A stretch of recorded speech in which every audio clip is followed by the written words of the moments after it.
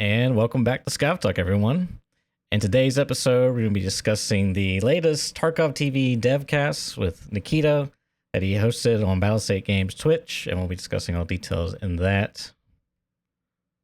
And today we have a Newf here as well as our first guest in a while, actually, a long time. It's been a bit. Over from the Tarducks podcast. So welcome, Newf. Thank you. Thanks for making the time to come and chat with us with all things Tarkov, and I'm sure we'll have some lovely insights about podcasting and all sorts of other things as well along the way. I'm sure. But I guess you just feel free to introduce yourself to those who don't know you. All right. And just to kick us off. Yeah, I'm Newf. I do a podcast called Tarducks it's about content creators to come on, share their stories, advice, and experiences. And also we do another podcast called The Hideout with a few other guys. And that's sort of a chill, laid back. We talk video games, a lot of Tarkov, and just life. And that's who I am. Stuff. Yeah, I think there's not enough podcasts within the Tarkov space. There's definitely room for a few. It's one of those things where, if you're browsing around on YouTube, because I'm primarily a YouTube guy, right? If you're like browsing around on YouTube, there's not always that much content of that format. Say if you want to go on a long drive or you want to just like do the dishes, whatever, and you can't like watch the screen particularly, those types of content are perfect for those kind of things. Or like mowing the lawn or whatever, right? You just like stick on some noise cancelling headphones and go. And I remember that one of the reasons why I wanted to start up something with Church and I was interested is, after Church mentioned it and we were thinking about giving it a go in the first place, is that I was listening to the podcast and I was commuting at the time and I always used to run out of stuff to listen to. And I was like, I wish there was more. I wish there was more to listen to like this. So I was like, right, there's definitely space for more people to do it. So it's good. It's good. It's good to see so many people kind of getting together and talking about the game and this kind of thing. It's good, healthy dialogue too, rather than just the short form that we always see. So a bit more freeing, I think, sometimes than the strict YouTube algorithm, which kind of enforces the way that creators make their content sometimes. But anyway, I'm sure we'll get into all that a lot later on. So Tarkov TV. Surprise update. Obviously, it had to happen while I was away on holiday. Of course, you knew it. My Discord are going like, they're going to drop something real big while Giga's away. It's just always the way it goes. So for full disclosure, I have watched probably the first there's actually a lot of fluff at the beginning as well. So I'm probably like 45, 50 minutes into the Twitch stream. But I've been keeping up on Twitter and everything, seeing what people have been saying.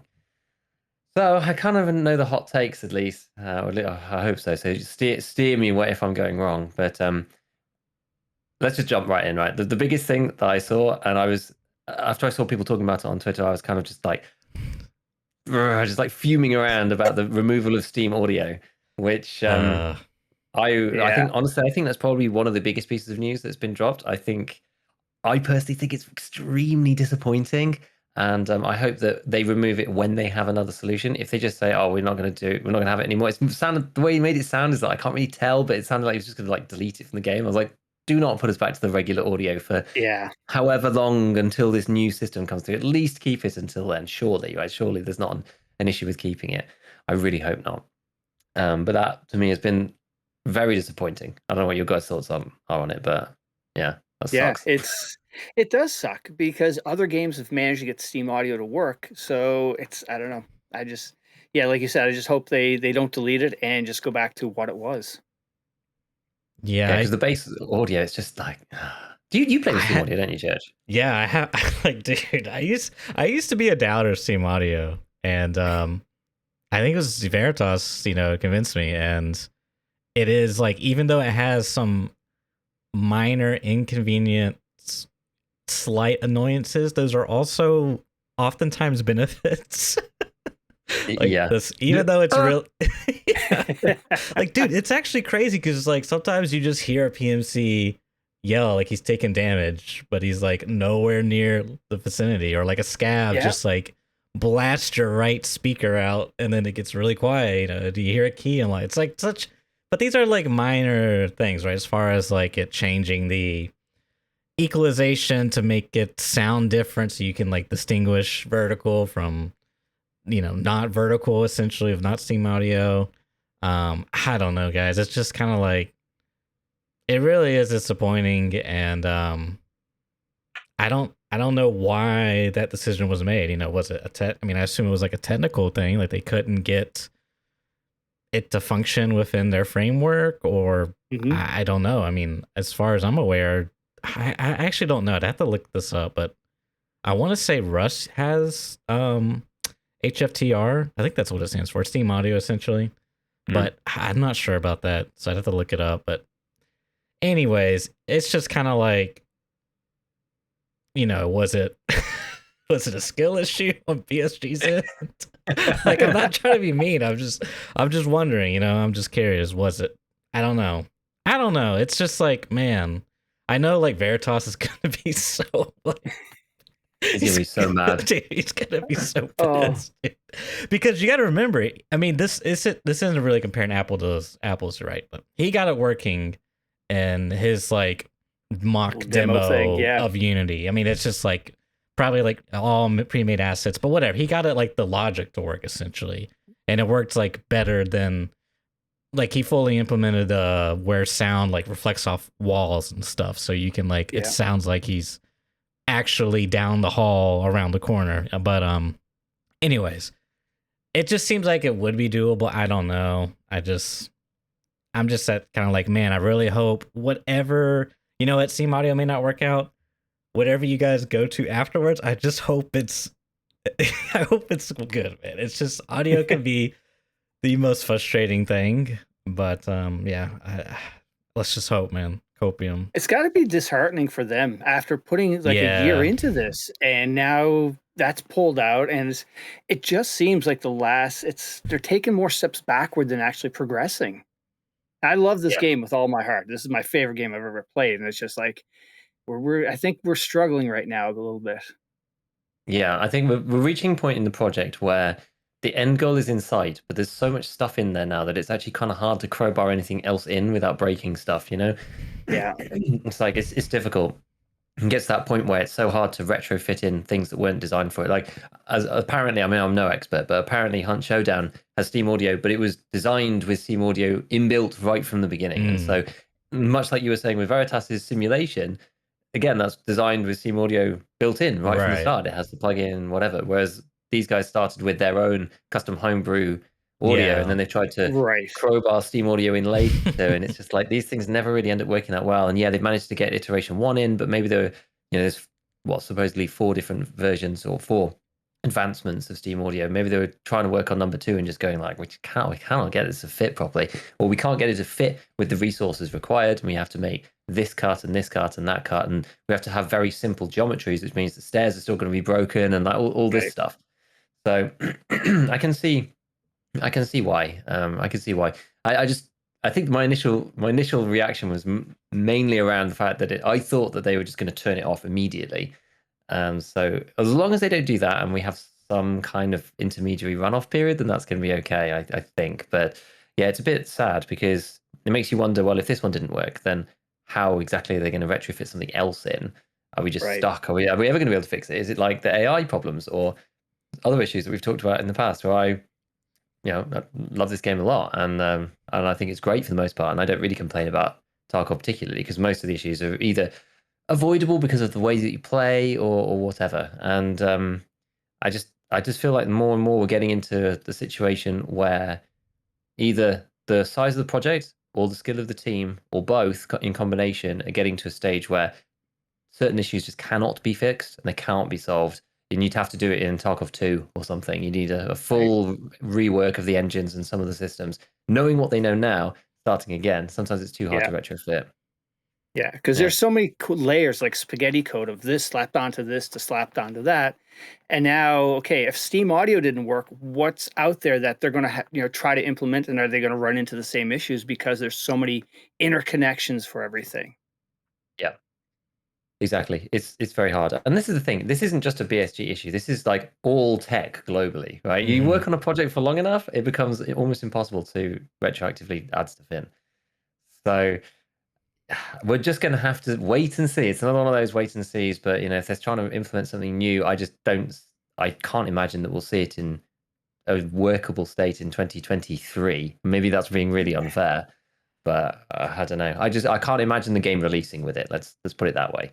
You know, I'd rather them just stay with what we have now. Then in that case, just leave it as it is, and try to resolve the issues without doing any of the other fancy stuff. Just try to change some of the geometries to fix the stairwells and some of the glaring bugs, and then maybe fix it post 1.0. I don't know. I don't know what other options they have. But like, could you know, philosophically, anyways, like let's say you are the developer, BSG, right? Could you feel comfortable at releasing 1.0 and still having Steam Audio with all the issues with the old audio system? Because it sounds like there's, what I'm imagining is, based off our discussion, they're going to have to remove Steam Audio and then take that foundation that they already built and try to expand upon it without Steam Audio. So like, you couldn't have, you know, we've done this foundational work, check this box if you want the new stuff, or to check this box if you want old foundation with Steam Audio slapped on top. I don't think you could have that exist. So what you're saying, Giga, was like, could they 1.0 release bad audio? Like, is that like a good thing for a developer to do in modern day? I just don't know. I would say no, but I mean, they're stuck between a rock and a hard place. I think this is the issue. There's they're in a situation where there's no good solution. Keeping Steam Audio and releasing it, knowing that it's going to change, is not good. Removing Steam Audio and going back to the base audio of the game is really not good.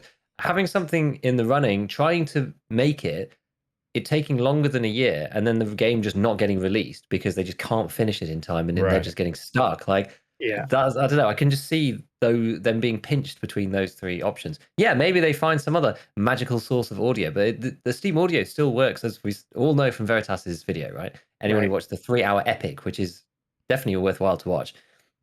But Steam Audio just utilizes the base audio profile of the game. So whatever else they use, presumably is going to still use the base audio profile of the game, and they're still going to have some of the similar issues in that, unless they're reworking it right back to scratch, in which case, well, why scrap Steam Audio then? Surely you're reworking the base there, and then Steam Audio will work better. So, or maybe there's something fundamental about Steam Audio that doesn't work with Tarkov because of the processing overhead or something. Sure. Maybe there's that. Maybe that's it. I don't know. I mean, we don't know, right? We just have to speculate. So maybe that's it. Maybe there's a simpler audio out there that performs better, is not as realistic, but allows people to hear things in a way that doesn't need all of the sound occlusion in the perfect way or whatever. I don't know.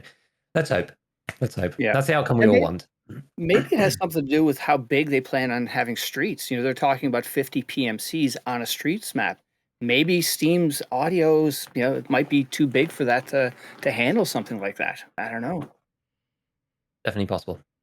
Yeah. Definitely possible. I guess like the other side of this too that we kind of like alluded to or danced around a bit is like the show can't go on forever. The game can't be in a beta forever. So I imagine if they're looking at the time sync that they've already synced in the Steam Audio and they ran into a wall, it's like, well, we could just scrap this and just do our own thing. And instead of, because how long have they been like working, like every podcast prior to this, Nikita's like, yes, we are working on audio. We are constantly working on it. And then they come out with this podcast like, we have completely scrapped the audio. We're going to start over. It's like, dude, what's going on? But like, if you think about it, perhaps they're looking at the timeline and be like, look, this just ain't going to work out. We just got to start over. Yeah, which may end up just being the best thing. Right? Sometimes scrapping it all and starting again. And it's not necessarily a waste either, right? Because it's like you learn something in the process of trying to implement it and going, right, well, all of this is screwed for X, Y, Z reasons, right? And now we're going to go back to square one, and we know in advance what the problems are because now we're getting a second try, and then sometimes that does make it work better in the long run, rather than spending even longer trying to dig deeper after your sunk cost. Well, we've already spent a year on it, so let's just keep going. It's sometimes better just to cut your losses. Oh God, I don't know. I hope they don't delete Steam Audio before their new ones are ready. Dear God, I hope not. Oh my goodness, I'm not sure if I can go back to the old audio. I really don't. I know some people swear by it, but I can hear so much more localization with Steam Audio than I ever could with the original version. It's I'll be very sad if they just delete it. I really will be. Oh boy.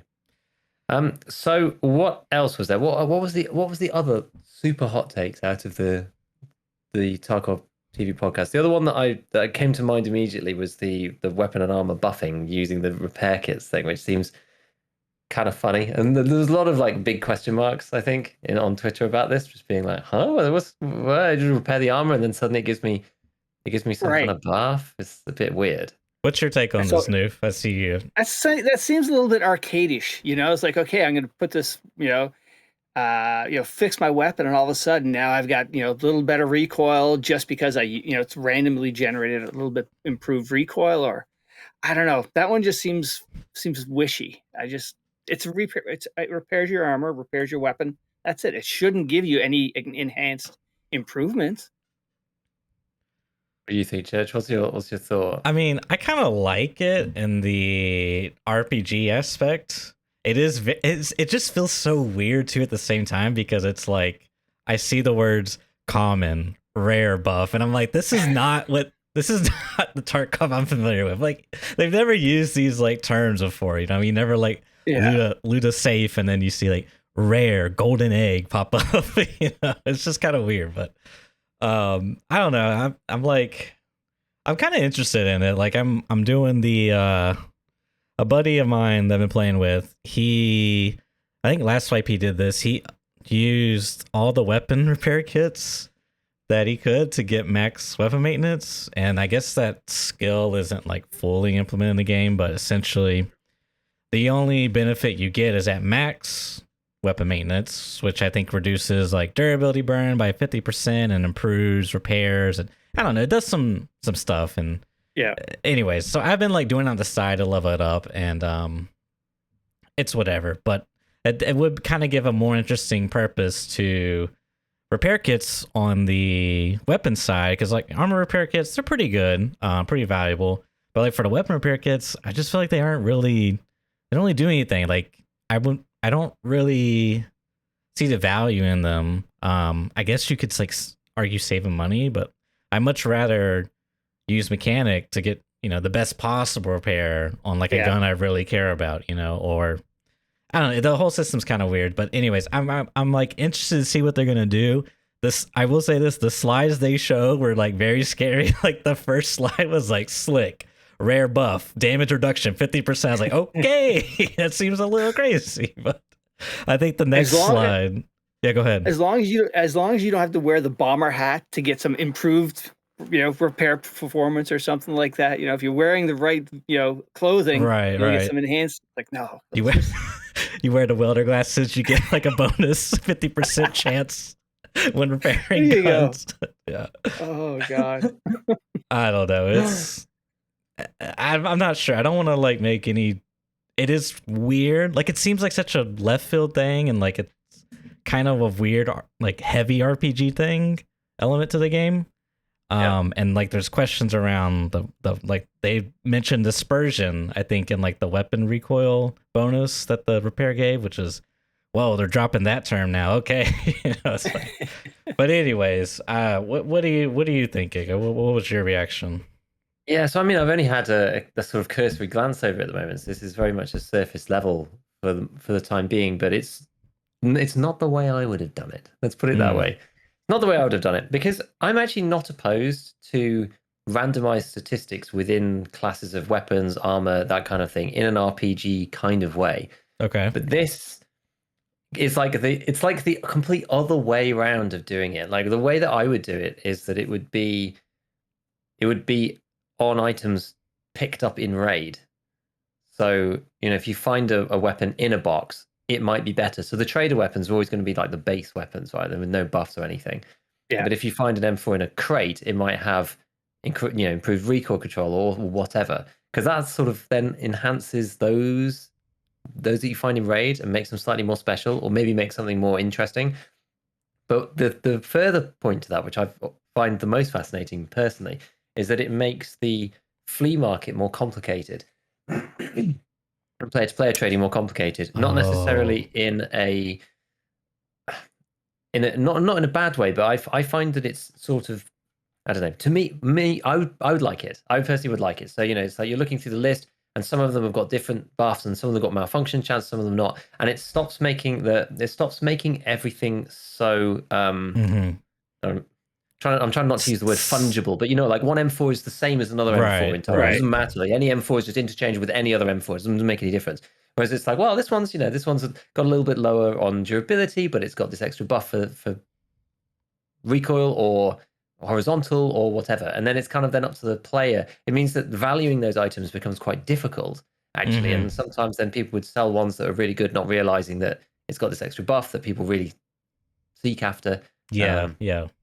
I don't know, maybe, and that to me is more interesting. But doing it the player way is kind of weird because it has to be damaged. Maybe that they could go on the flea, I suppose. You found it in raid, you wore it, it got damaged, you repaired it, it had the buff. It still has find in raid. You can then put it on the market. So there is still a way that these non-exchangeable items are going to end up on the flea. I assume they're all going to go in the same listing. I don't know, but it just seems much more limited compared to the way that I would have done it, because I think that way makes the game more interesting, and just being like, here's a buff. I saw there was I think there was a tweet, because I haven't really seen all of them. I've just caught snippets of it, and I think Desmond put up a tweet just saying like, I can't wait for the enchanting table update, and he's got his level elite level weapons maintenance. Oh my god. Which I thought was pretty funny. But yeah, I don't know. The weapons stuff's like, it's kind of interesting. The armor one, as you're saying, it does seem kind of broken. Like damage reduction, does that mean just when it's shot? Does that mean everywhere? If you get shot in the leg and you're wearing a slick with 50% damage reduction, does that prevent that damage, or is it just to the chest? I hope it's just to the chest. Armor damage? Is it flesh damage? Yeah. What type of damage are we talking? Yeah, a lot of questions.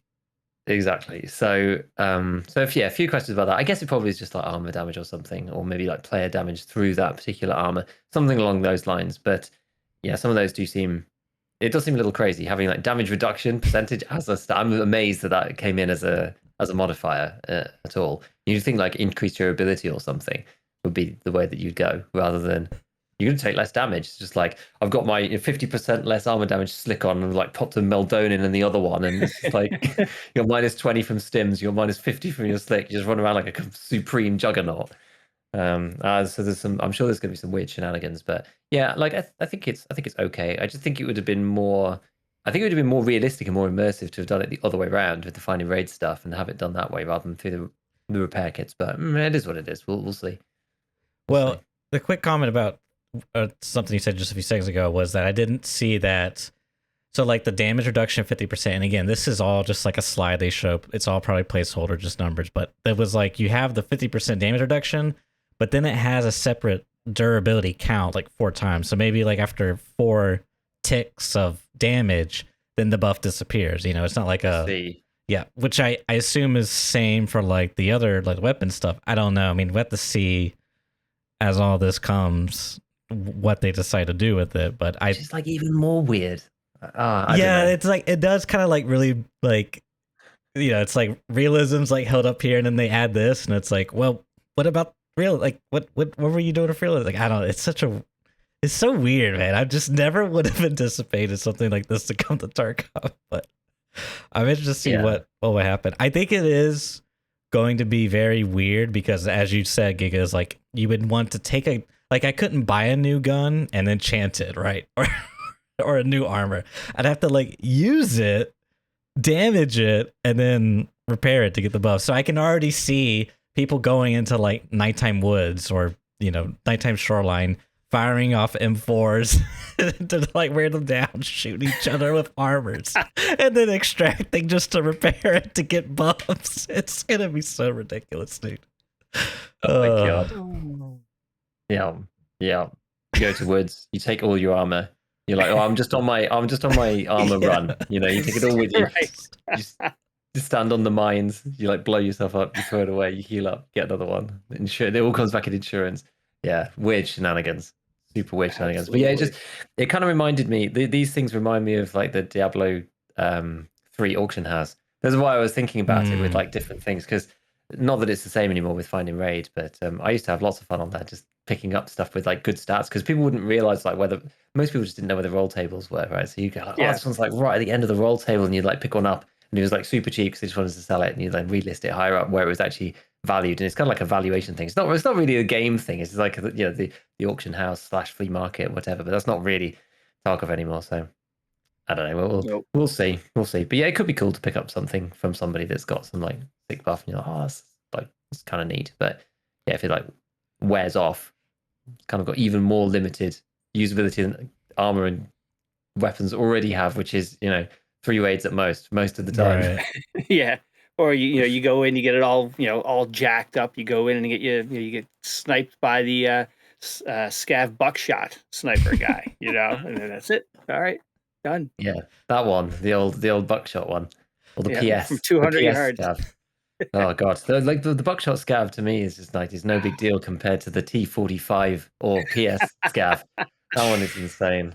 In so many clips, and I had it done to myself. I mean, we spoke before on this cast about my notorious one. I had 4 shots from Scav Island, 200 meters away, with a silenced SV98 lying down in a bush. He managed to spot me after I fired and killed one of his mates. Turned around, and after 4 shots, I took a headshot and died, which was very sad. So. Yeah, exactly. We love that Scav AI. Another one of these wonderful, wonderful things that it's going to be fixed. It's going to be fixed, guys. It's going to be great. Don't worry about it. It's going to be fine. On 1.0, it's all going to be pristine, immersive, tactical, not head easy at all. No aim bots. They're going to, communicate properly and use tactics to outsmart the player. Yes. Yes. Newf, what was something from the cast that stuck out to you that you thought was interesting? A couple of things. Some improvements on the hideout. We're getting some new, like maybe a weightlifting room or a workout room, something like that. I find it interesting that there was no news on Lighthkeeper. Yeah. I don't know. I knew we were in trouble before the wipe came, where they were sort of like hemming and hawing about, we're not sure if he's going to be in there. Mm-hmm. It happens. We get the expansion on the map, but we don't have the Lighthkeeper. So I don't know why they're struggling with that. There's something going on there about this roaming trader.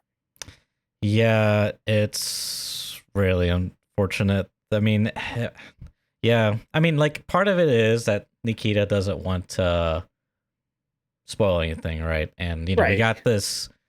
I mean, the way it was set up, I'm trying to remember the timeline. Was it they tweeted about the Tarkov TV and then they tweeted about the patch? Was that the timeline? But the patch was before the Tarkov TV. But anyways, we didn't know it was going to be in the patch, but everyone's just like, oh, but if you look at Nikita's tweets, he was, constantly talking about a Q&A on Tarkov TV, and that's pretty much what this was. But, of course, everyone wants to know about the Lighthkeeper, and we really didn't get anything from Nikita. He just wouldn't budge. I mean, I think he said maybe, I'm not sure if he said maybe this month. I don't want to misquote Nikita, so I won't. Not confirm. You didn't hear from me, boys. Nope, didn't hear from me. So we'll see, man. I'm sure there's some technical issues, or maybe they're waiting on Streets. Who knows? Honestly, I'm just very eager to see what that's going to be like. Yeah, the 50 PMCs on Streets. That got me thinking, what does that look like from a time frame? You got 50 PMCs on a map. Are we talking about 2-hour, raid times? Because have to be. What does that look like? How big of a map is it going to be? Where you have 50 PMCs along with player scavs, and now because there's only so much loot that you're going to get out of a map, right? I don't know. I don't know what that looks like. Yeah, for me, it's gonna look like I'm gonna go into the first building. My Berkut's going to be full, and I'm going to be like, right, time to extract, like 45 seconds into the raid. So it's just like, it's a 45-minute journey across the map. It's like, no. I always make this mistake. I always loot right near my spawn, and then I'm just like, right, I'm full, guys, let's go, I'm so glad you guys think the same thing, because I had this thought. I'm just like, why am I going to want to go to Streets on a 2-hour 50 PMC raid when like you said, I can only take out so much loot. I don't care that there's like a million different billions of loot spots. It's just like, where's the closest extract to where I spawned? Because I don't want to travel freaking 2 years to go to the next extract. I don't want to travel to the next update just to extract. Right. I don't know. I mean, like, I'm just trying to think, like, what would why would I want to stay in that raid? You know what I mean? Just shoot more things, I guess. But like, maybe there's going to be something really cool, like the BTR. What were you going to say, Giga? Yeah, it only works if you have these kind of loot drop-off points. I think that's the only way that it functions, which they said they're going to do, which would be kind of neat. If you go, well, I've got a bunch of loot, but then I can go to the loot drop-off point. Maybe it's randomly generated or something. I don't know. You have to find it or whatever. But you go there and you drop your stuff off, and then you can carry on. That's really the only way it makes sense, because even on the small maps, I find that, it's sometimes you think, well, it's actually a really good thing if you end up spawning in a good place that you can just get out straight away. It's like, oh, I'm near Path to Lighthouse, so I can just loot this random stuff and then just leave straight away. You could go on you got to go on streets and be like, oh, I got the goated Path to Factory extract. It's right next to me, so I can just go and loot Concordia quickly and then leave. It's interesting. So I hope that there's more. I'm sure there will be, but I hope there's more kind of like player driven goals around the map to go to here or go to there or go to do this stuff or get unique and special things. But yeah, we'll see. I just thought like the technical challenge of the 50 PMCs is what concerns me more than anything else. Honestly, like the way that Lighthouse runs on my machine makes me really worried for Streets. Well, the other thing, with the 50 PMCs, maybe it's going to be something like Division. I don't know if you guys played Division, where you had the DMZ. You go into the DMZ, you call in your helicopter for the extract, you attach your gear, and then you keep going on your mission. So maybe with a helicopter flare gun or something like that, you call in instead of a drop. They drop a crate, you pop in whatever stuff you're trying to extract, and then it goes on its way. But I don't know. It's going to be interesting to see what they do. How would you feel? Let's say they do exactly that. And if I recall, I played a little bit of the second one, but if I recall, it was like a safe zone, and you couldn't engage in PvP. So when Giga was talking about initially this drop zone, the thought came to my mind, oh my god, that's gonna be the perfect place to extract camp, because it's not an extract. They're bringing the loot to you and you just kill them, take their bag, throw it in the thing, and you wait for the next guy to come. Yeah. Oh, so I'm just wondering, what do you guys think about safe zones in Tarkov? Yeah, that's like you said, people are going to camp those, knowing that that's unless there's some way to randomize it, you've got a secret spot where you've got to go to a room. Or it's individual or something. Exactly. Yeah, a certain room, or you've got a message somehow. You get a message in game. Hey, go to building 1, second floor, room, blah blah blah. That trader guy is there, and that's just unique for you. I don't know, but yeah, it can't be a known spot for everybody. Yeah, it's like the center of the map in the middle of a parking lot, just building like skyscrapers surrounded by it. Yeah, just go here and drop your loot off. It'll be fine. Oh my god, yeah. No, exactly. I feel that a safe zone would be okay. I think there's ways of doing it that don't feel weird as well. I think you can have, it depends what kind of thing. I don't know whether a loot drop off would be a safe zone per se, but just in general, you could make it work with the other factions. You can have like the UN faction or Russian army faction or something. And in those situations, if you crossed a certain threshold and you were aggressive, you just instantly get killed.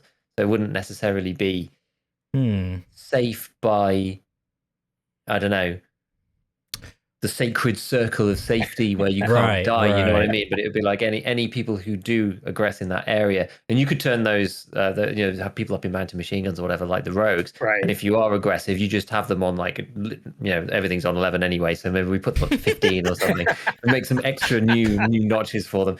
So, as soon as you're aggressive, you just get killed instantly. It's that kind of thing, because it's as if you have like snipers aimed at you the whole time because you're in this safe zone. You have to go through maybe a checkpoint or something after you come through. There's ways of doing it, I think, that could feel natural and not weird. So I'm not necessarily opposed to it. And especially not if there's ways of, if they do it in a way that it feels sort of part of the lore or whatever. It's like a stronghold of, another faction or something like that you're going to meet or drop loot off or whatever. Yeah, you actually just came up. That's a brilliant way to do that. Just like on Reserve, if you walk out the train tracks and that magical sniper kills you, so they could have that there if you, behave, or you just basically get instant death. Yeah, something along those lines. They could even do, I really like the faction aspect, because you could do like static locations, but it's faction based. Like here's the bear drop off, or maybe there's multiple bear, multiple USEX. And if you want to go to that place to drop off, maybe in theory you could, but you got to kill the guards that are guarding it of the opposing faction. Maybe there's a UN one or whatever faction that's friendly to everyone. Maybe there's a Scav faction that's only friendly to Scavs. Like there could be a lot of cool stuff there. That sounds really cool. I don't know. There's a lot of possibilities they could do for sure. Yeah. Yeah, I like the idea of it. I like the idea. Yeah, I just don't know how it's all going to link into what we were talking about before, which kind of led us onto Streets about, because the bit that I listened to so far of the cast, Nikita was talking about the Lighthkeeper and saying that, he's coming, but we need to work him into. There's lots of things that it's related to the main story and all this stuff and that he did say so far that this main storyline is kind of his like main focus at the moment. That he's like, he can't talk about anything because it's going to come on release, so he can't give us any teasers. But these things are really important for the main storyline, and so that's why they're getting delayed, because they're intrinsic to the rest of the game. But Streets is obviously super important for the main story too. So I don't know how these things are going to end up working out. Like as you said, Church, maybe we'll end up getting Lighthkeeper with Streets' first iteration at this point, because maybe they've just decided, look, they're so intrinsically connected that we can't release one without the other. It just doesn't really function, and the Lighthkeeper trader doesn't have a function without Streets. If there isn't any vehicles to blow up, maybe if he sells explosives, which is, I think that's kind of the sort of accepted idea of what he might stock, right? Because like, what could he stock that's really going to excite people? It has to be something brand new, and we know that there's new objects on Streets that need to be dealt with in a way that we don't have access to at the moment. So it's kind of the easy logical step to say, well, he's going to sell you RPGs or whatever, so that you can go and blow these vehicles up. So yeah, maybe they're just doing it that way because it doesn't make sense to have one without the other, and they're both so interrelated. We won't see it until then. I don't know. That was just one thing I was thinking of, especially while he was talking about how much he's spending time on like that single player campaign, which I'm sure everyone's super excited to actually figure out what's going on. Yeah, because apparently all of the missions or quests we're doing now, that's just side stuff that has nothing to do with the main lore and what we're going to be doing when he releases it to us. Exactly. I heard a crazy theory. There was a random tinfoil hat theory on Reddit at one point, which was about how all the PMCs are like failed clones or something, and it's the reason why they're all so weak and don't know any of the items at the beginning. You have to re-identify everything because you've never seen anything before, but you have the potential to become super strong, and so it's like you come out like really weak as this like clone, and then when you die, you're just like recloned again, your same clone over and over. There's this like whole wild theory about raiders and terror group and all sorts of things. I'm sure. Well, who knows whether maybe it'll be completely nuts. Maybe Tarkov is science fiction after all. We'll just have to see. I'm definitely excited for the single player day, so I'm glad that he's spending a lot of his time on it. What else was in the cast? I think those are the bits that I've actually seen. Was there anything else that you spoke about later that maybe I've forgotten? They talked about co-op mode getting some other features and possibly some things that help will allow people to do sort of like tournaments and whatnot, maybe floating cameras. So that was one other thing that they talked about. Knockout states, unconscious. And I saw some chat on Twitter about people falling over. I haven't got to that point yet. What actually did he say? I don't remember exactly, but basically saying if you get shot, say a shotgun shoot your leg, maybe you fall down instead of just basically, being just taking the blow, which would be kind of cool. If somebody shoots your leg, it goes black. How are you still standing? You should collapse and maybe, pop that painkiller and then get up and go or whatnot. But I like that concept. That was a cool thing. What do you think about that, Church? Yeah, I'm kind of in agreement. I mean, it makes sense. I think DayZ has a very similar system. I don't really know how DayZ works under the hood, but that's a whole other side story. But yeah, I mean, I don't know. There was a lot of like, and I don't know if it was in regards to this specific thing that they mentioned, but I saw a lot of comments on being like, this feels like after people watched this podcast, they were like saying this feels like Tarkov is regressing, and I don't know what that means. If that's like a Steam audio thing, if that's like a culmination of all the things, if that's like oh my skill ceiling shot me in the legs with a shotgun, I fell over. Wait, I don't know. Well, I think part of it is they went across. They touched so many different points. It's like, okay, what are they there was just no focus on this podcast, it seemed. Yeah, it was definitely very Dimitri's playing online, getting messed up by other people. Nikita's just kind of jumping from one thing to the other. I mean, they got some stuff prepared, like the slides and the animations and the new models of the gun and stuff, but it is very just sort of like what's your questions? Boom, boom, boom, boom, type of thing. Here's a little something. Here's a little something. Yeah, I mean, I think he even talked about like some of the gun. Like people asked about crossbows or bows, and he was like, "No, that's not coming." You know, there's certain guns we want in the game, or certain weapons rather, and certain when we don't. He talked about how he wants it to fit within, like, there's a fictional conflict going on. He wants it to be realistic, so he can't have like an M1 Grand because that wouldn't be realistic, you know, in terms of conflict between these two factions, if you will. So anyways, I don't know. It was an interesting cast, but I don't know. I mean, the Steam Hire thing was a big setback. Yeah. Other than that, though, I thought it was kind of like, okay, you know, we got a little something. Streets, lots of screenshots, but I didn't really feel like it was anything like, oh no, this is the end of Tarkov. No, I'm gonna get knocked out. I mean, it's like, dude, it's really cool in like DayZ because you can like incapacitate someone essentially. You can knock them out, you can handcuff them, tie them behind their back. You know, you can do all these like actual interactions, role playing, whatever you want to call it. Whereas in Tarkov, it's like shoot gun and press double tap Y and wave at PMC. It's just like that's it. You know what I mean? If I wanted to like, there's no like, I can't, you know, oh, you meet a PMC, you want to work together, you know, hey, don't shoot me, man. Okay. He's just like holding his gun, aiming at you. You can't like put your gun down. It's like, oh, pull your knife out. Now you're walking off a knife and a scav hits you. It's like, man, can I just pull out my gun, dude? I just want to defend myself. Please trust me, man. It's a mess, right? So I like it when they want to like incorporate more of these types of elements to make it feel way more immersive and you can act out this fictional universe and whatnot. Yeah.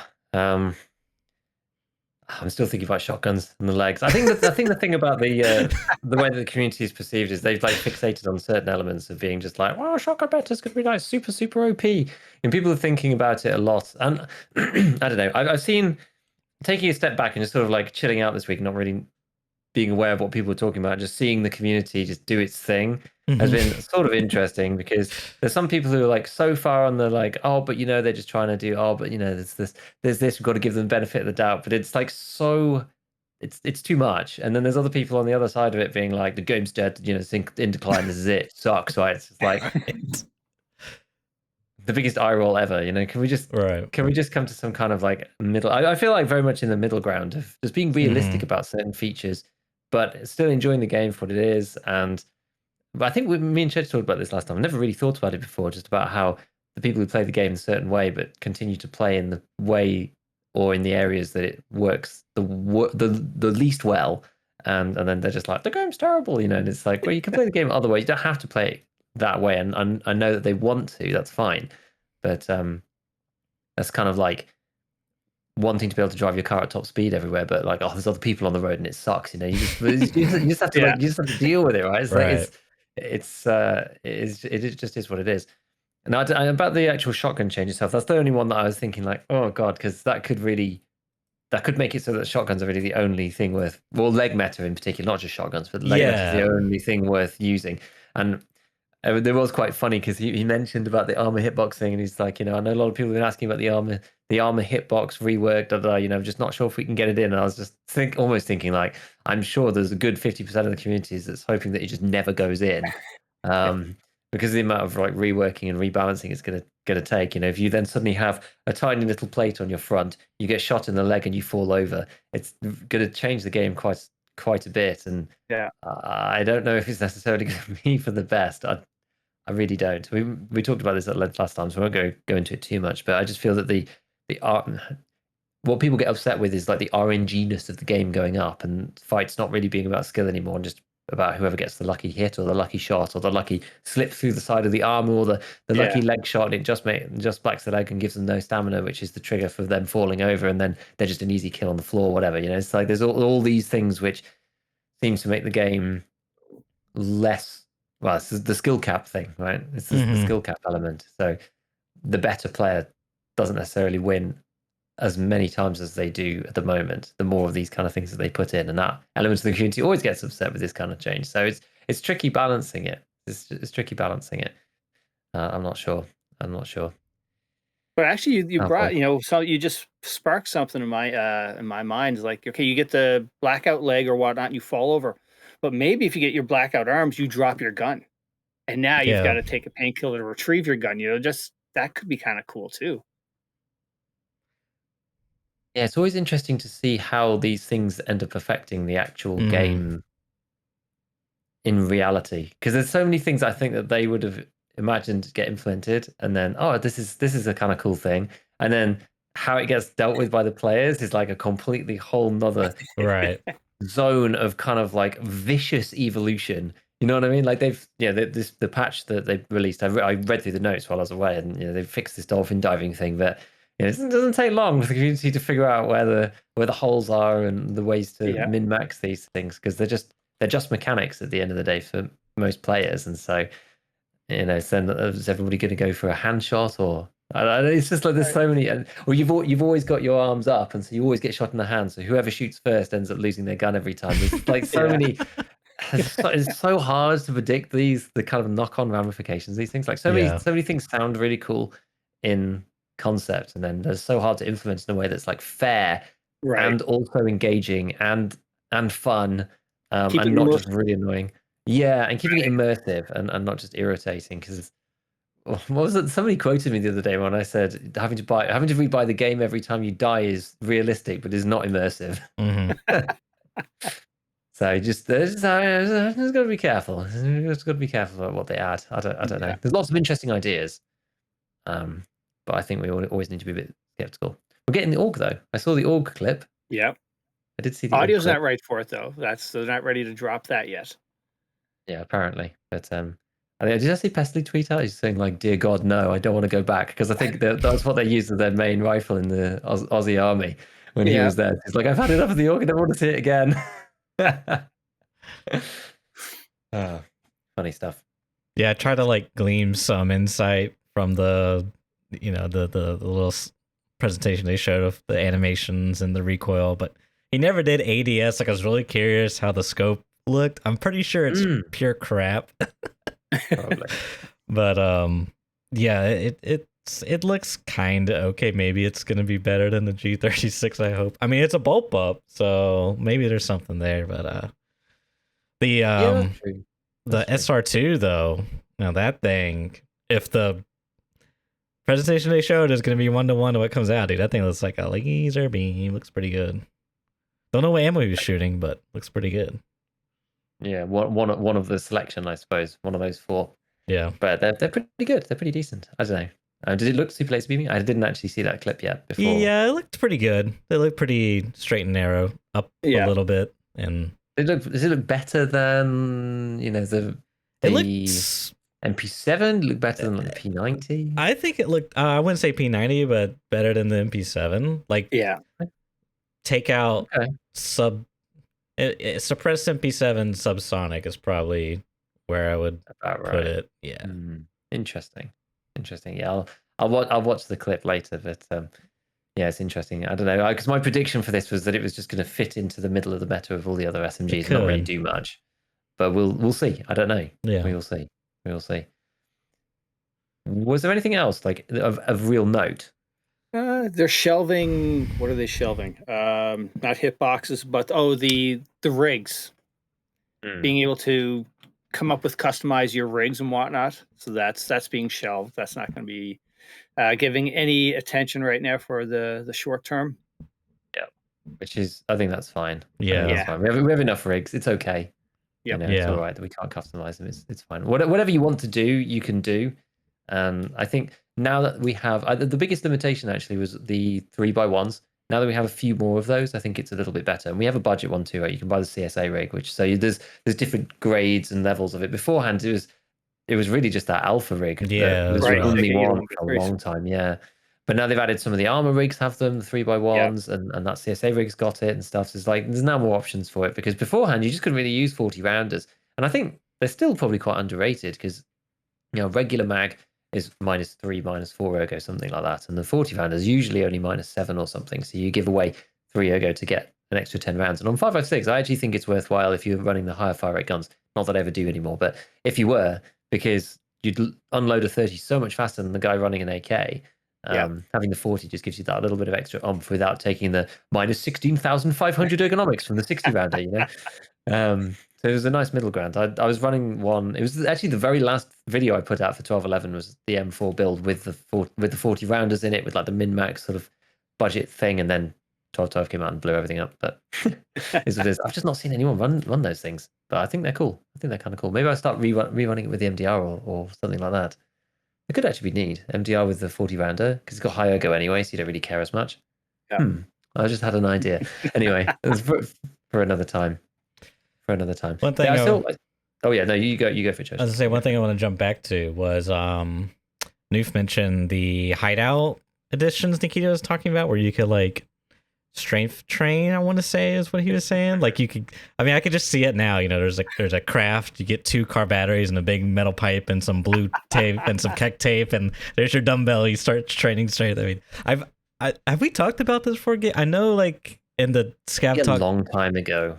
Okay, because I want to say in the ScavTalk, I know for sure in the ScavTalk Discord we've talked about like with some of the members there. At least I have, and so anyways, I think that's going to be really cool. And like this wipe especially is just like strength has been a non-issue. Endurance is really like it's so difficult to get your kit where you're not overweight if you're trying to level endurance. And I've seen people like Jesse Kazam, he's got like level 6 endurance and like level 46 strength. It's ridiculous, dude. Like how does that even happen? That's insane. Yeah, I don't know. There's been a series of posts as well on Twitter about certain elements of the game. I think it might even be on Nikita's thread where he was asking for questions or something. And there were quite a few people complaining about the overweight mechanics. And I don't know where you guys fall on it. I do think it probably is a little over tweaked, but I really don't think by much. Honestly, I really don't think by much. And but it's quite an unpopular opinion, I think, from the content creator side. But I've quite enjoyed having to crush my kits down into an under the weight limit, which, as I said, I think it's a little low. I think 20 is a little low. I think sort of the 25 to 30 region is better, and then maybe we'd see from there. But I honestly don't think it's that bad. And it's the first time that we've ever really cared about underweight, overweight, particularly, because usually you can just take everything that you need. It doesn't make you make any hard choices, right? Like going into raid overweight has ramifications. Being underweight gives you some advantages, but you have to give up something. Like I'm always about that when we're talking about player choices and about game design and that kind of thing. It's what makes games good, is forcing players to make difficult choices. You know, you want to be underweight because it makes it easier to run and to move, and you get less inertia, but you can't take as much stuff. It's like, I don't know. I think J-Dog actually replied to the whole bunch of comments about it, just saying, yeah, this is the first time that we've ever had to worry about it, and I think it's good, and I agree with him. I think it is good. I actually do. And I think some semblance of that should be there in some form or other.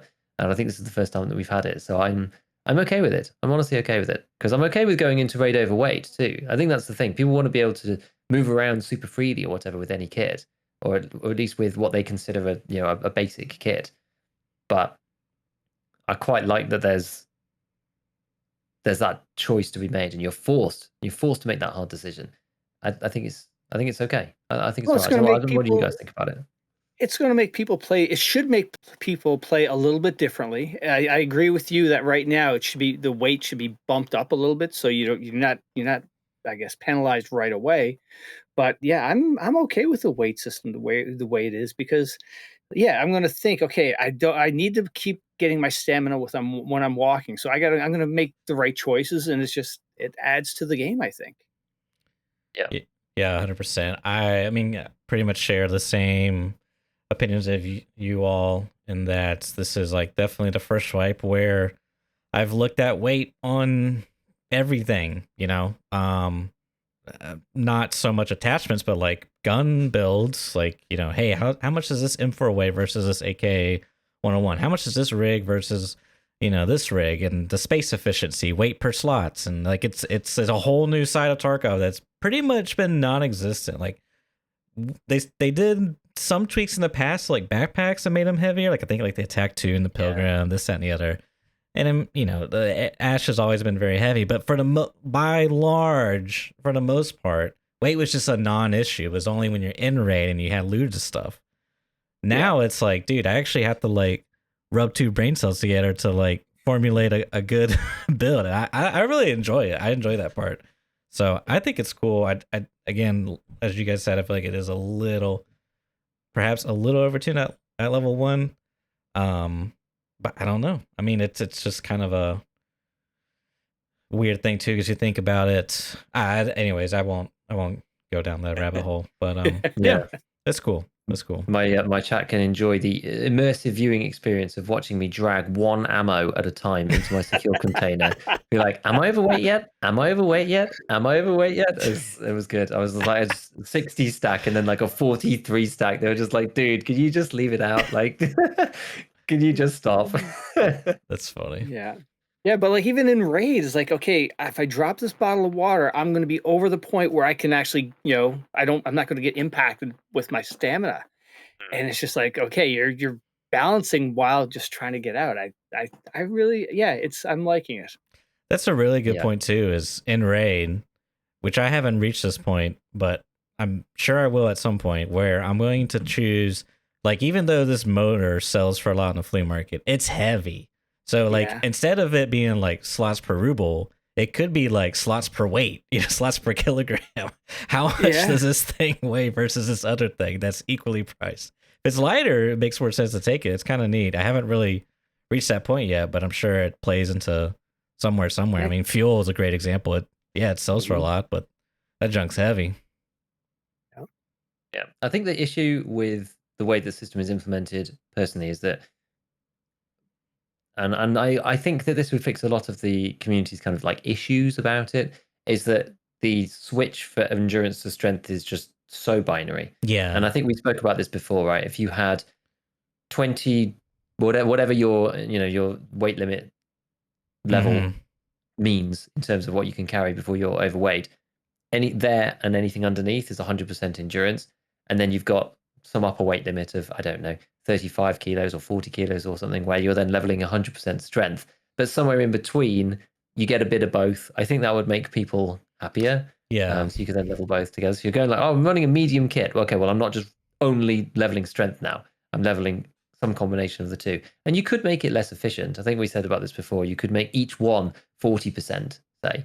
You get 100% if you're underweight of endurance. But then I guess that kind of goes against the strength training thing. Maybe, I don't know, maybe make the endurance thing less efficient if you're underneath, and the strength more efficient. I don't know, because that would be better. But yeah, just some kind of sliding scale where it's not just, you've now picked up one tiny little hairpin off the last PMC that you killed, and now you're overweight, and suddenly you're lumbering with all of your kit, and you're only training strength. It just needs to be a little more graduated, and I think that would fix a lot of the problems, because then people would be more naturally training endurance more. You wouldn't have the Jesse situation where, because they're going into a raid overweight every time, they're like 4 and 40 because it's just crazy. And that feels then more natural, because otherwise you end up in a situation where people say, well, I kind of need my endurance. And yes, it's good to make people build kits to do certain things, but then people are doing stuff like going to raid just underweight. They know they're going to loot. So people then do a full sprint round in like a big circle and then go and pick up stuff. And then it's like you end up with people cheesing it, right? You want it to just kind of seamlessly happen in the background. Exactly. If you can. Like, I think most people, I don't think most people, some people still do, right? Some people cheese everything because that's just the way they are. I don't think most people cheese metabolism anymore, for example. People just kind of let it level up, or they just drink whatever they find. They're not necessarily trying to squeeze out every last metabolism level, because it's not that hard to level. It's probably the fastest to level, and it just doesn't really matter that much anymore. So it's fine.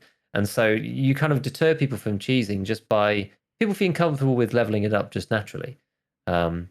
Quite unlike things like sniper skill, on the other hand, right, which is another notorious one. But this is the thing. You've got these, like, if you set the rules up in a weird way, you then incentivize your players to do weird things, because that's just what happens, right? It's what me and Chet talk about all the time, which is emergent player behavior, right? Emergent player behavior, which you set up the rules in a weird way with thresholds and like binary cutoffs. People will play around those binary cutoffs in a way to make sure that they are, benefiting from it the most. It's just the way. It's just the way of things. You go into raid underweight, you do a full sprint, you go and pick up one item, and then you do a full sprint, and then you get 1 bar of strength and 1 bar of endurance, and that's the fastest way to level both. Very odd.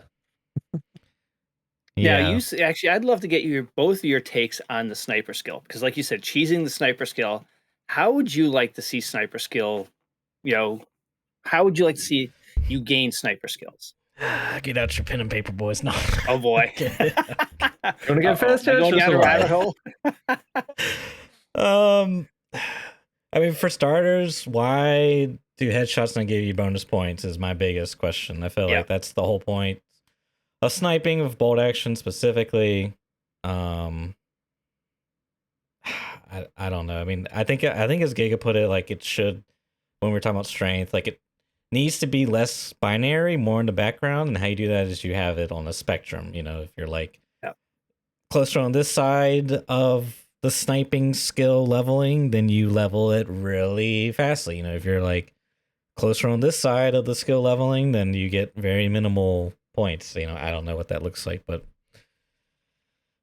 yeah, I was kind of a joke about the pen and paper, but what's your thoughts, Giga? My thoughts is, why does the sniping skill have to be bolt actions? It doesn't necessarily have anything to do with bolties. Bolties can give you a bonus. That's completely fine. But the way that I would implement sniping skill, if it was up to me, and having played the game for a while and seen the way that it is right now, and thinking, let's change this, would be maybe you don't get any points up to a certain distance. After that distance, you get more and more points the further away it is. Yeah. And maybe if they really have such a hard on for it, then yes, you can have a bonus points if you're using a bolt action. But allow people who are hitting 300-meter shots with an M4, give them some sniping points, right? That's a snipe. It just is. Absolutely. And as Church said, bonus points for a headshot. And there's no reason why legging a scav to death and then headshotting him with the final shot, it gives you more points than just headshotting him outright. It doesn't make any sense. Nope. It's just stupid. And again, you end up with this emergent player behavior where the people who choose to do it properly go leg, arm, head, or something ridiculous like that. And then everybody else just says, nope, I'm out, and reloads a motion in a bush, right? Which is like the worst kind of emergent player behavior. Yeah. So yeah, I mean, maybe even make it 100. Well, we'll set it with shooter born in heaven. You think that's 125 meters far enough? So maybe make any shot over 125 meters that hits. Make that level up the sniping skill with any gun, and then with a bolty, I don't know whether you make it any shot with a bolty or something, but you still want some people to be sniping, not running around with, the VPO 215 at point blank. Because again, that's not sniping, so you shouldn't really get points for that. It should all be distance related, really. Now that I've thought about it for 3 seconds longer. I mean, and again, maybe you can get an advantage with or a little bit of a bonus if you're using a bolt action. You get one of those hits, but it should still be at distance. Should at least be 100 meters, I think. Before you get any points for it. That's how I would rework it. I think that's better. Not everybody likes to snipe with a bolt action because they suck, but otherwise, it's there's tons of people who snipe with like the M1A or Mm-hmm. The VSS. the new big one that. Shout out the tower. Tower and his VSS snipes. Dude, they're only one step higher than the Ash 12 snipers, I can't. But that's what I do. I feel that would align the system more with the effect, not the effect. The actions that you want your players to take. Like, what's the point of the sniping skill? Well, it's to make people make long range shots. Okay, well, credit them for long range shots then. Like, is it really that hard? Some of the design of these systems is, I guess with hindsight it's easier, but sure, again, it's not that complicated, right? You have to align what you want people to do with the system that you put in place. And if you don't do that, people are going to do stuff you don't want them to do, and they're going to do weird things. I mean, the sniping skill hasn't been touched forever, right? The bolty reloading mechanic to level sniper skill has been in for a long time, and it's one of the last things in the game that harkens back to the era of throw grenades until you can finally build vents. Like it's that used to be a thing, and that's gone. So it's like it's almost the final thing like that. There's not that many that are so bad, and it's because it's task locked as well. That's partly the reason why it's so atrocious, is because it locks tasks and locks you off from lots of other things, and is extremely annoying. So fix that, and I think the skill system is at least like not super painful in any particular way. I just can't see why they are incentivized to fix it, because like if the reason why it's broken is because people cheese it because it's part of the progression system. Well, BSG say the progression system is a placeholder. So you do 1.0 if 1.0 has a quest that's loading sniper skill, then maybe they're incentivized to change it. But if it's not, if it's like go here, do this, blah blah blah, there's all that stuff's like achievement. There's like no real reason for them to update the skill systems. Like, it's just like to me, it just seems like most people are doing this to cheese the system because that's the most efficient way to do it with your time in the progression system. And we've been and I just feel like you would want to change the skill system not only for the progression system, but also just because the skill system was like your first, like your placeholder. Like, but as you say, maybe it's it makes more sense to change it later. I don't know. I just feel like, man, God, I can't. The amount of times I've just like, I want to not cheese it, but every time I always cave in because I'm like, dude, this is literally going to take eternity to do this naturally, quote unquote. Yeah. And even then, at best, you can't even say I'm doing naturally because I'm shooting the scav in the leg a bunch of times. It's just not good. It's not good gameplay. That's not immersive. Yeah. Exactly. I think I probably came closest to not cheesing it this wipe out of all the wipes because I've used the VPO a lot this wipe actually. Amazingly, I keep finding myself in raid with the VPO with APM in it, and I'm like, I hate bolties. What am I doing with this gun? Like, I just suddenly wake up from some kind of fever dream, and I'm playing Tarkov, and I've like got the VPO again with the APM in it, and I'm just like, what? I'm just sort of defaulting to it. I think it's because like in the back of my mind, I know I need to level sniper skill up. So random like questing runs or whatever, like earlier in the wipe, I'm just VPO, just slap it on, put a class 4 on, and off we go, and just like run around with it. It's quite fun. Yeah, I've actually had some good times with it recently. It's been interesting, especially on woods, because one thing that I've been doing, which I never used to do, is you can put some kind of like shortish range scope, like a prism or something on it, Elcan or whatever. And but then if you end up in kind of tricky situation, you just pop open the menu and just dump the scope, and then just go to irons, and it's like playing. It's like playing Tarkov Shooter Part 3 all over again because people are close up to you and you're just like slamming off iron sight shots on them because the scope's actually, it's more annoying than anything else because you've got the vignetting as the scope like moves, as it moves in, you can't see anything. And then you suddenly have sight picture. By that point, you're normally dead. Whereas with the irons, it's real quick and you don't lose anything around the side because they're so small, they're so thin. I actually quite like the VPO irons. But yeah, I don't know. I've probably got to about 2.5 sniper skill, I think, on my own without doing anything funny, and then it's like, okay, well, I'll reload the most in a little bit, I guess. I'll do it. And I think I finished it off normally as well, but I boosted myself up a little bit just with some reloading, but it's so tedious. It's so tedious. And I did have to rub myself on barbed wire for vitality, as I always do. Which is the other one. That is the other one. I was thinking like, oh yeah, the rest of the skill system feels fine. And then I was just like, remember the barbed wire? It's just like a little voice in the back of my head. I was like, oh yeah, I'll have to bring that back up. You got strength training, endurance, everyone popping sims at the start of the raid. Like it like what else, dude? Vitality, eating food, like you can do it every 5 minutes per reset. Any debuff you apply to yourself, that little like red immunity, that levels up immunity. Yeah, so people are just drinking a beer at the beginning of every raid. It's just like yeah, man, dude. Grievances with the progression relationship to the skill system is rough. People used to go into raid and just unload before they did the mission returns. They would just unload their PM pistols with the drum mag to level up their skills or recoil control skills. It's rough. It's really rough. Yeah. All right. Was there anything interesting in the actual patch that you've seen?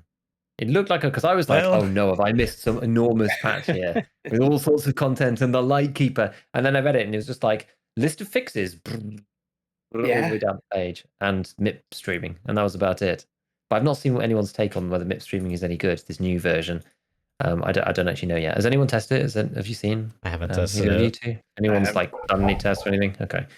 Sometimes people come out straight away and go, oh well, this is good because of blah blah blah. But I don't know. Yeah, it's a pretty much an unexciting patch that they did. There's nothing really that sticks out. I think some of the jumping maybe. Did they fix the dolphin thing with this one? They did. Fix the dolphin dive. That mechanic. That was the first thing I did when I installed the patch. Tried it. Yeah, I tried it. I went straight. Well, there was a lot of like unclear changes to movement. Because I think they mentioned like leaning, they mentioned dolphin diving. I was curious if they changed the jump stuff. Like I want to know all these things, and so I went offline raid tested a bit, and I did see, to my dismay, I was a little worried, you could still do the dolphin dive. So, as a brief explanation, what the dolphin dive is, it was a jumping exploit where you sprint, you ran, you jump. Within like the next 1 or 2 frame, you immediately press your prone button after jumping, and your character would just like freak out, prone in midair, and then it was insane to look at. But you could tell if you did it right if as soon as you jumped, you looked at your stance, if you were proned in midair, and your stance icon bar on the bottom left. This patch, you can still do that. Like, you can still do that, and you'll see your stance change. But I confirmed it in with a friend, and third person, your character model does not change whatsoever. As soon as you land, you go prone.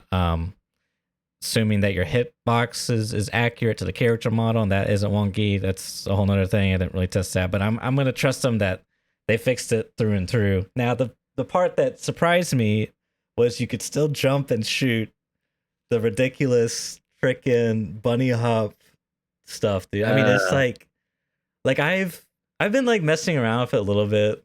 I haven't used it on anyone, like a AI scav, just for fun, but because I just feel like it is going to get to a point where, because it's like it's another tool in your toolbox, right? And I think if it stays throughout the whole life cycle, I just think it's going to get more and more popular. And when those scenarios pop up where it's like, the right move to do, it's just going to be annoying. And I'm really surprised that they did not change that, because I think the most broken part about it is you can just change your direction instantly. Like, you jump, you land, and you instantly jump any direction you want to. But if you do the opposite direction, it's just like, that's going to really throw off the player. I mean, we talked about this a little bit before, I think, in one of the previous casts. So I'm pretty bummed out about that. I thought that would be something they would want to address, but I don't know what's that about.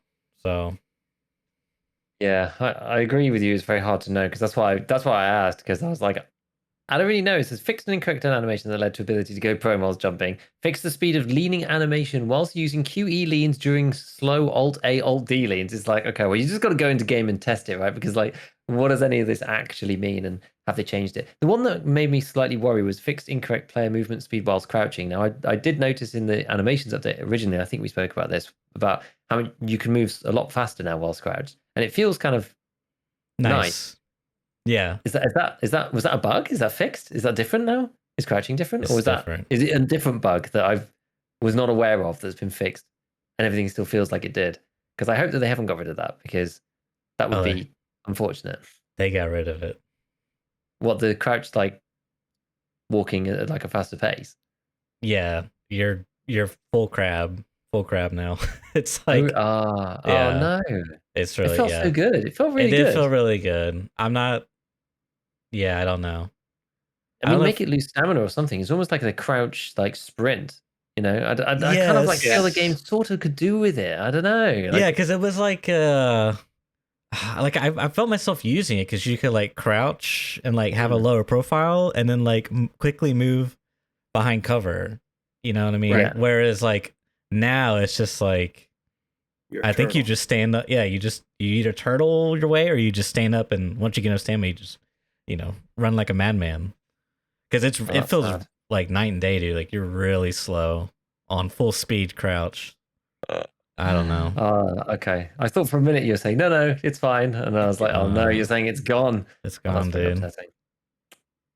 I'm sad about that. I actually am. I felt like that felt good. It felt decent, and maybe it needed tweaking, but I don't think it was.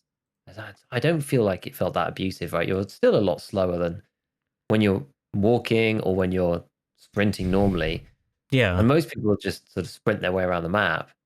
And you weren't silent either, because you were at like max crouch speed. Right.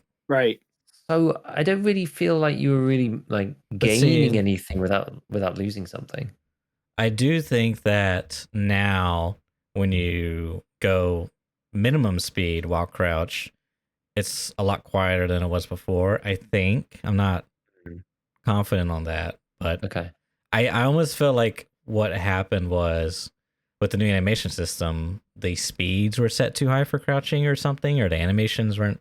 I don't know what they got Right. going on, but so like perhaps now you might be able to actually be more quiet, because I just want to say that I feel like with the old crouch speed, if you went slow, you weren't really slow. Like you were slower, but it wasn't like you're like, you know, taking one little like teensy little tippy toe up the escalators of interchange, you know, ting, ting, ting. But anyways, so we'll have to see. I don't know. It's kind of a shame. I agree. I was specifically excited by the fix the forced launch of the game on the secondary monitor, because I posted a very, very badly aging tweet, which was, hey, look, you can pick your monitors in the list now. This is really cool. And then everybody after was just like, yeah, it's completely broken. Totally launches on the different screen. Da, da, da, da. As soon as I wrote that tweet as well, mine started launching on different monitors. And I was like, oh, now they're all completely mislabeled as well. Like, to get it on my Samsung monitor, I have to press the Dell one. I was like, okay, this is actually a mess. So hopefully it looks like they've fixed that, or at least tried to fix it, because I actually quite like that as a feature, being able to move it around on different monitors for different things. I have a weird monitor that I have that's like quite a big res, and it's quite useful for taking screenshots. So for me in particular, quite like moving it over to this kind of like, it's more like a TV than it is a monitor. So I have it on that, but it's like quite high density, so I can take like really nice screenshots, then move it back over. But it doesn't have the color depth that my normal monitor has. I can't really play on it. I mean, I could barely play Interchange anyway, and that's with the gamma tweaks and using the regular monitor. This other one, I've got no chance. So I thought it'd be quite good. But yeah, so many people said that they were having problems when I mentioned it and said like, oh yeah, this is great. I was like, no man, this doesn't work the way that you think it does. Okay. So I guess that was like the majority of the podcast, the patch. I mean, there was, when they first released the patch, there was this weird bug that happened to me where I couldn't stand up. I think it had to do with like when you were crouch looting, you got stuck in that state.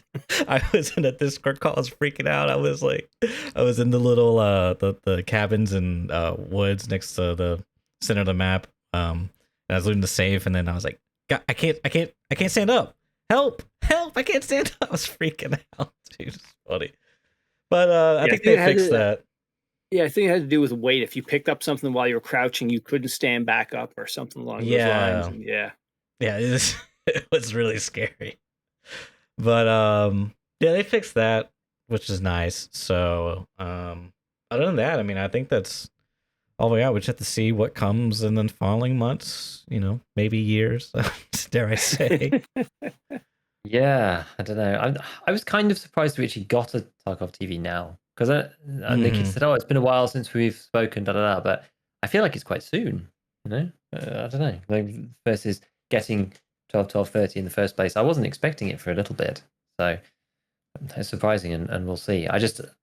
We've said in a few previous ones about our expectations. Now, I mean, I'm just in a we'll just see kind of mode, because of the expectations that were I don't know, expectations that were created and then not met in the most flamboyant and extravagant way, and so that's really dampened my spirits about content that's coming or whatever. So I'm just like not expecting any updates until, I don't know, we know that the next wipe is coming probably in about 4 or 5 months, and that's basically it. So that's the only thing on my timeline, on my horizon. We also may have Arena in a month or two, maybe. That's the other true. thing. We might get to start playtesting that, maybe on ETS or some ETS version, or I don't know. But that would be kind of fun. I'm looking forward to Arena. That would be good. I think it'll give Tarkov the little bit of boost of life that it needs before they can finish off some of these things that they're clearly having some problems with. Yeah, because I think right now it just seems like there's a lull. It's just like, okay, what's going to happen? Wait and see, and yeah, and I think 12.30 in particular, a lot of people were expecting more content, even though I'm happy with the wipe and the way that the game plays. I do think it's almost quite good to have a retest of 12.12 as well. Just say, okay, the early game still plays out pretty well, even after people have figured it out. It still feels pretty good. I still think it plays a lot better than 12.11 in the early wipe. I guess like the only point that I saw recently to transition away from the podcast itself and just onto other game stuff was BT being banned from the flea, which was this week, which I did remember seeing on Twitter come through. Personally, I don't think it's that big a deal. I think it's okay. I think it's fine. It is in line with like 56A1. Exactly. At least it's more in line with that now. Yeah. Yeah.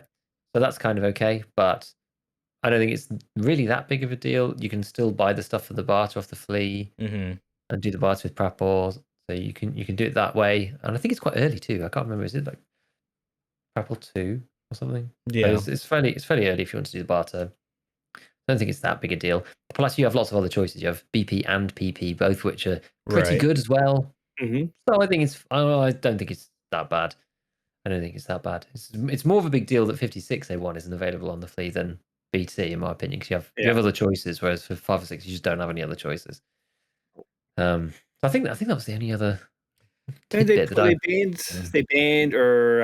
banned some weapon cases, or what else? They banned. Oh yes, the Lucky Scav junk box as well. Yeah, and SR25 and M1A. That's a good point. Yeah, that's a good point.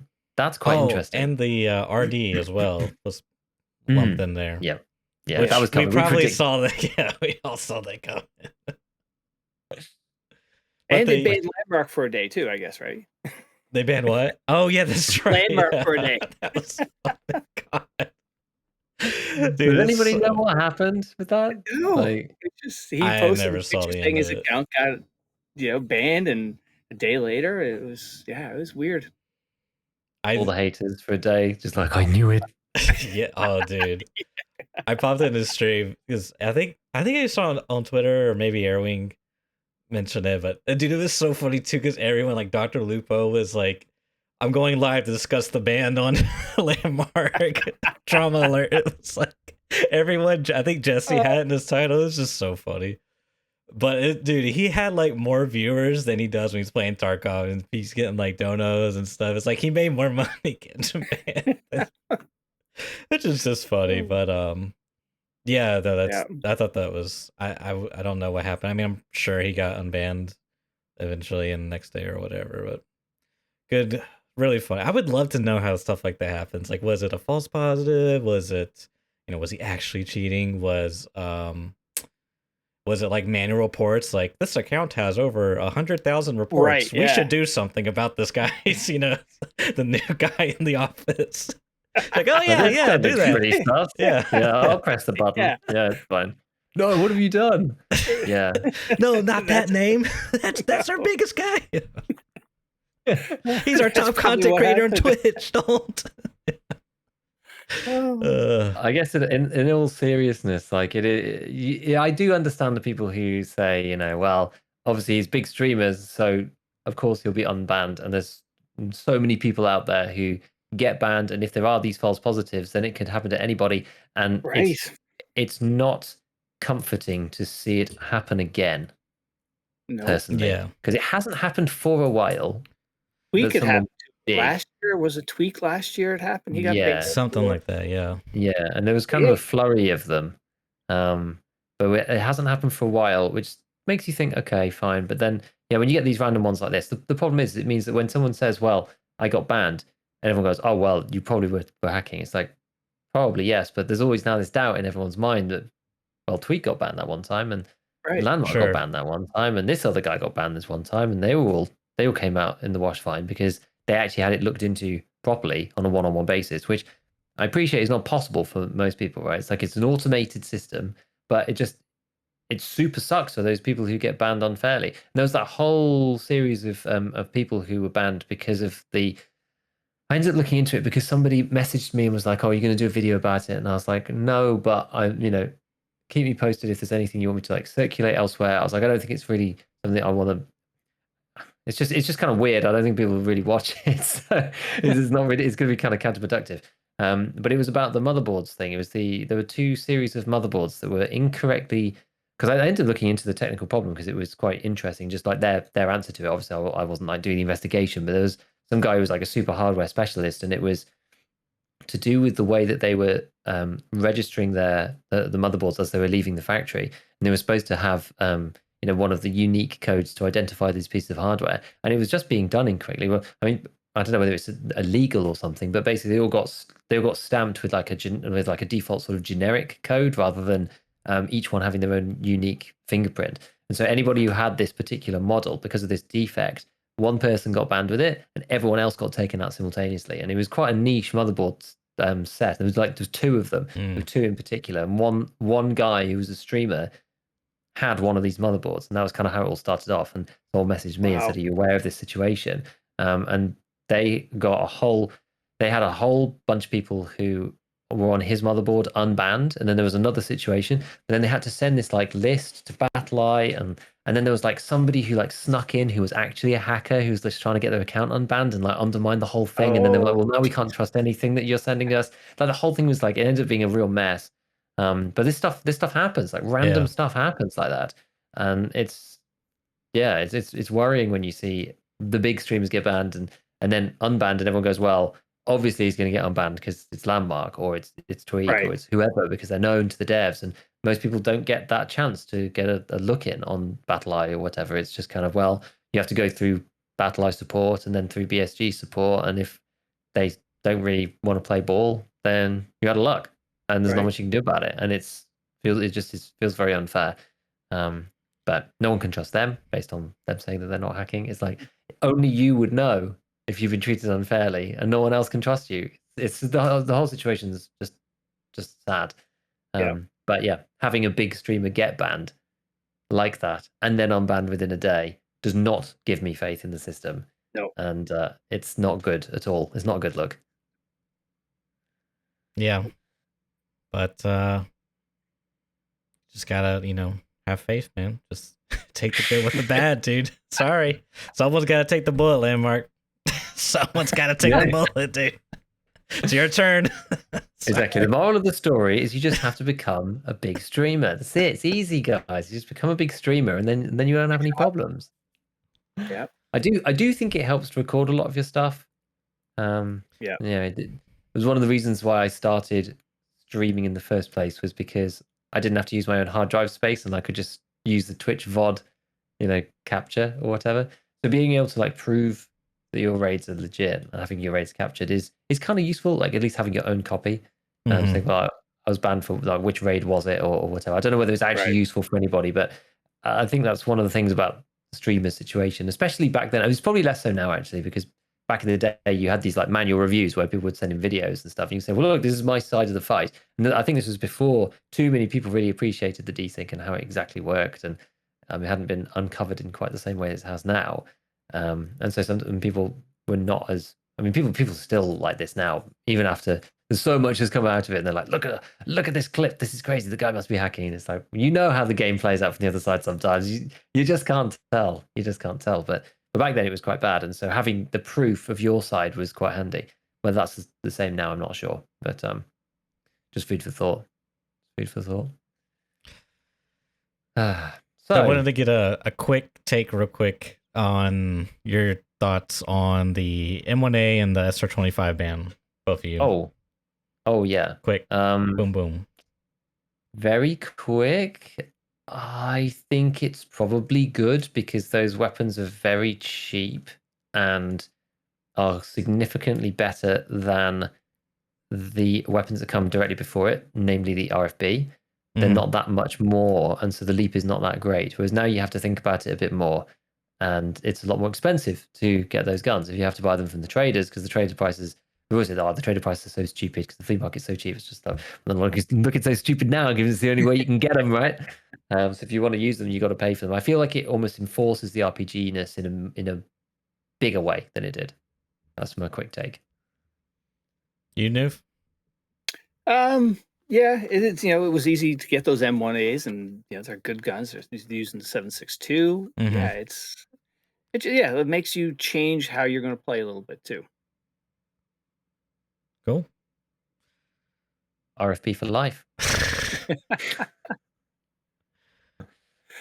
So Newf, tell me, at the start of the podcast, when you introduced yourself, you mentioned the Hideout podcast. Now I notice, okay, that I've seen a couple recent episodes. You were not in the cast, so I was almost just assuming that you had split off and did your own thing with. I mean, not assuming any bad blood or anything, but you No. know. No, so basically, so the hideout started with all of us getting together and just getting together every couple weeks and just talk about Tarkov and games and whatnot. Mhm. Over the course of the pod, we started bringing in some guests, and I really enjoyed that aspect of it, of bringing it in. So basically, I think February I started the Tarducks podcast, and the whole premise of Tarducks is every pod is with a guest, come on, share their story, and it's just about that guest. And that's what Tarducks is about. And it's just really taken off. And back in I think it was June, probably May and June, I've just been focused on Tarducks. You Yeah, guys, dude. lining up guests, it's just I'm just trying to be consistent every weekend with when there's with a hideout. What's tough is when you've got three other people Mhm. trying to schedule a guest who is maybe in another time zone, and Right. it's like you're going around. So yeah, but still with the hideout, I think we're gonna do a pod probably next week or the week after.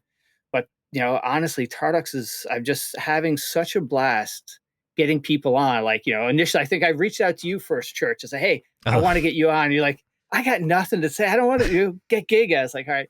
But now Giga and I are chatting, so we're gonna get him on soon. But it's also it goes to the community, the Tarkov community. There's so many great people in here, and it's just like I started out with Deadly's brother Will, who was a mod for Deadly Slob. Get his pick, his take on, because when you're doing podcasts and have guests on, they're all mhm. streamers. Now here's an editor, here's a mod, here's Mhm. like Garlem's behind the scenes in Evasion, getting on Fluffy Bunny on, who's a he's a caster, getting all those different stories, and not just aiming for the top tier, getting people who are just starting out. Or I had a guy on who was he was a COD streamer, and now he's jumped into Tarkov and adapting from COD to Tarkov and stories like that. And then recently I've started to expand outside of the Tarkov community, some Fortnite streamers. I've got Pep coming on. I had Spinachy, variety streamers, and getting Yeah. their take on being a content creator, because Tarkov, most of the Tarkov people, they're maining Tarkov. Right, And right. so now getting somebody who's variety, talking to them about, okay, what's it like when you make that change? You're going to take a hit on numbers, the mental aspect of that. And yeah, and it keeps expanding. Like I'm getting Moy Dog on next week, who's a squad guy, and just different perspectives. And what it's actually showing me is like, other communities, because I've just known Tarkov community, and again, everybody who I've dealt with who've come on, it's just been fantastic, friendly, and it's like, okay, what are other communities like? And Mhm. seeing the camaraderie and people having good times, it's a really fun time. Yeah, I've noticed the grind, dude. I remember seeing. I'm trying to think. Oh yeah, that's right. You said Will, and then I think you even had Veritas, Jesse. I mean, Jesse friendly hasn't been on guy. yet. Oh, he Friendly guy, hasn't. no, not yet. Jesse was on the hideout. Okay, that's probably what I'm thinking. Yeah. Yeah, I just so it's and then getting some in the hopper. So like if I'm away for a week, I got one to drop, because I Mm-hmm. just want to be that consistent. And Yeah. I 35 dropped this past Monday with Devil Dog Gamer. I've got like sort of 8 queued up, but like I don't want to get Wow. too many in. So like you won't have like, okay, yeah, you're coming on, but watch this pot. You'll be out in 2 months. So this is some weeks I'm doing like a double header. Like I'll have a Fortnite person and a Tarkov person released on a Monday. And so I definitely, a Tarkov person gets released every week. And then if I got Mm-hmm. somebody who I can mix in there, that's even better. And what I do is it's all about, the whole pod is just promoting whoever's on. So for that week, Right. every day there's a tweet that goes out highlighting something from that thing. And it really, I don't have a community. My community is everybody else's, because it's Mm-hmm. just, helping the content creators. And it's just been fantastic. Yeah, it's a really cool thing. I think getting people's perspective is like such a unique thing, obviously, but it's like very insightful too. I mean, you get that raw perspective, right? You know, it's things that experiences you haven't had, or insights into things. And I wish I watched more podcasts. Like, there's so many good podcasts out there in general. Like, I told Giga about an editing podcast. There's like I'm still on episode 1 on that one. I'm so bad, dude. Rich keeps recommending it to people, and then all the people who recommend it are just like, dude, I've like listened to all 6 or 7 episodes, and they're just like, oh yeah, I listened to the first one. I bet I need to make more time for this stuff, but that's there's more podcasts, more people doing them. Like you have the Australia guys, the Tarkov Medical Board. They have their own pod going. You have Castle something 8-bit. He's doing one. You have Tarkov Dad, I think his name is, or Gamer Dad or whatever. It's nice to see, and it's just everybody's stories getting told, and so you have people when they're done streaming, they can go, hey, check out my story, and I think that's going to be neat down the road for a lot of these people. I think that's what I like about yours, is that it's very much more about the people and less about the specific game or whatever. Like, obviously it's important, but it's taking a step back and looking at the person as in a more well-rounded way. It's interesting. It's just like a different cut on the same thing, right? Well, but the one thing I've really noticed ever since jumping into this is, and seeing the Twitter, all the socials, like a lot of people talk about the anxiety, stress, the mental aspect of being a content creator, and there's so many of these people. That's a real issue for a lot of people, and I don't think people realize that they're just playing a video game. There's a lot more that goes on behind the scenes than just somebody hopping on Twitch and streaming live. There's people who are obsessed with looking at these numbers. They can't even go outside to take out the garbage because they're so fixated on, if I'm leaving my screen, I'm going to lose viewers. And then getting the advice from these people who do it full time to say, here's what you can do here, so that maybe down the road, somebody who's struggling can hear from somebody who they admire or whatnot, say, yeah, just do this, don't worry about that. It's good. It's become a much bigger I know it's become much more talked about, I think, in the last year or so, which is good. But it's difficult. I think it's also on the creators too, because they feel like their stresses aren't necessarily justified, because they're also doing the dream job. You know what I mean? Right. So it's like, because you're doing the dream job, you're living the dream, you're supposed to be having a great time. It's like, how can you be stressed about it? But it's like anything, right? It's got its own pressures, and it can be really challenging, and then also maybe even more so because you so want it to work that the thought of going back and then doing something else if this doesn't work is even worse. So it's complicated. It's a complicated relationship, and there's pros and cons, like anything. It's like, I've been trying to do as much as I can to make the most of the wipe and stuff, right? But like, I was going on holiday this week with my family, and I was always going on it. So the past 2 weeks, I've been like desperately trying to get ahead of myself so that videos could just go out while I'm not there. But like, it's not easy, because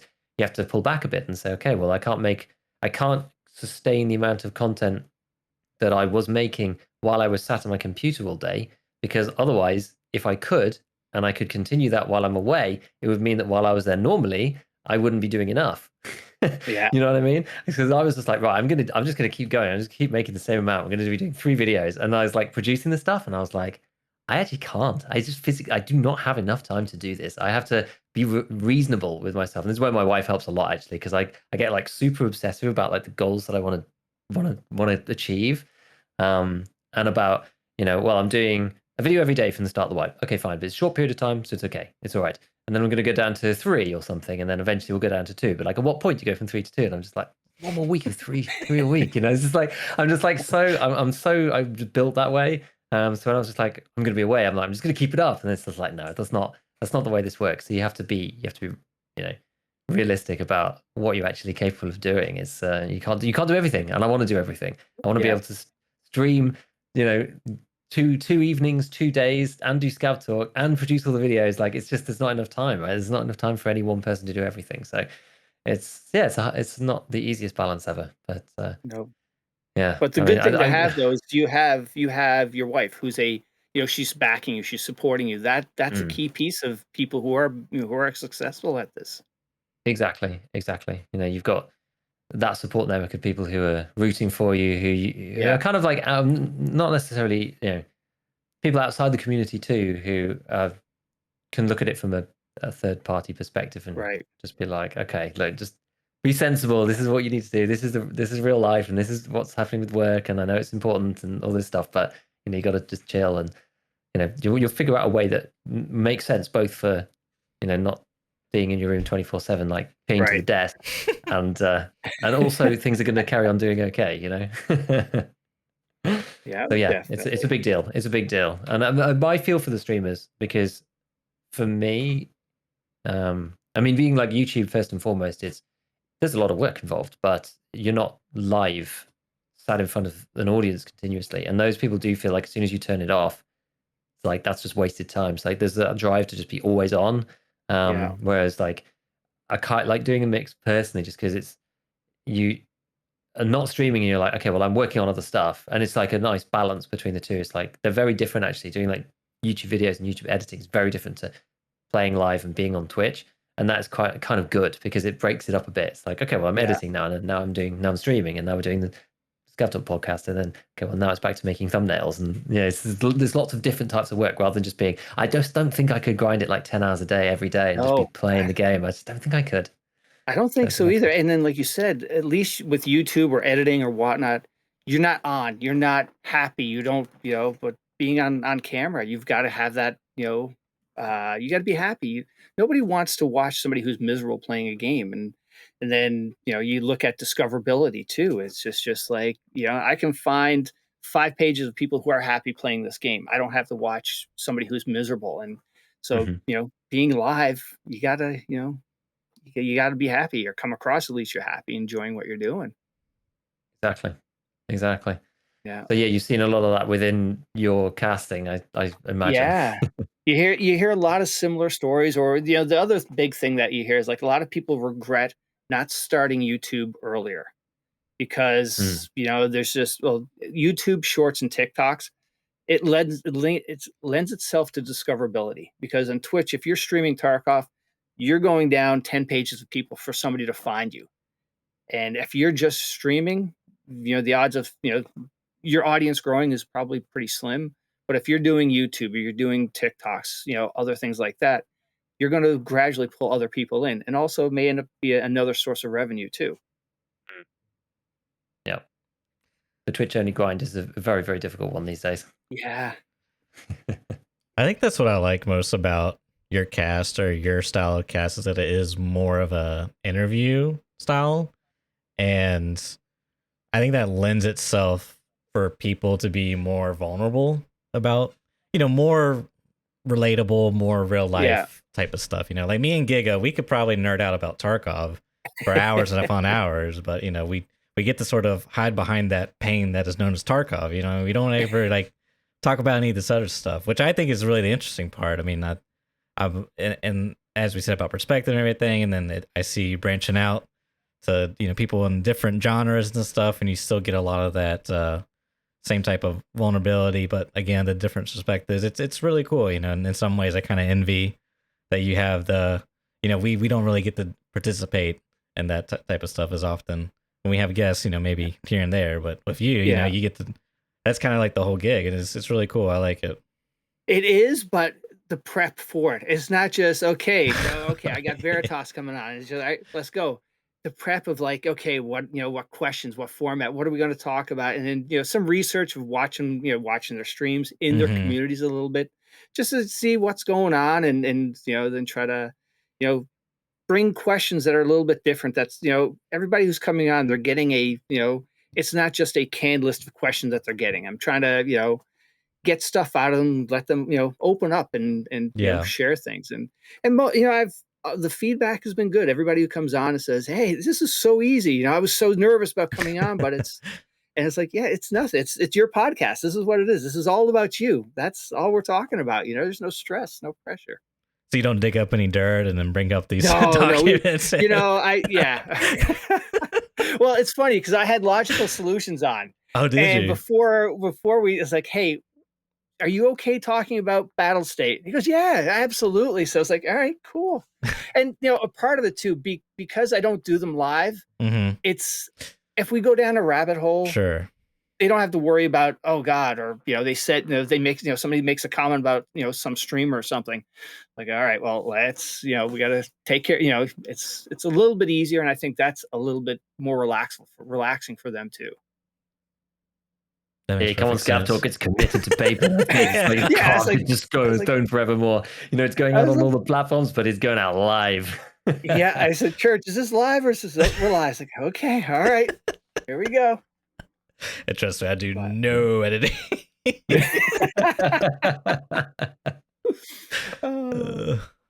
But it's good. I enjoy it, and it's just meeting so many good people. Like John B was fantastic. He is such a great character, and friendly guy. It's just like Ash. I can just go on. All these people are just so much fun, good people to talk to, and it's like, how can you not enjoy doing these? Yeah, it's true. I'm always impressed with John B. I think he's a legend. His world crosses over in so many different ways. It's so weird. It's like I knew of him tangentially through a friend who's into drum and bass. Yeah. Who knew about him and was just like super excited that we were having him on our cast to talk about Tarkov.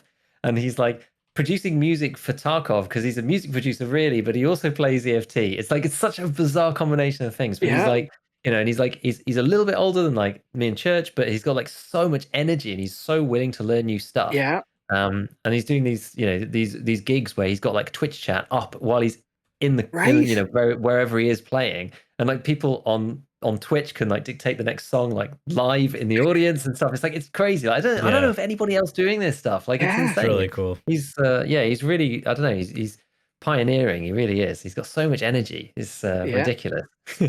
Absolutely. And then Toast Rack is another person who's like, what a great guy. You look at the people we have in the Tarkov community, and there's just so many wonderful people.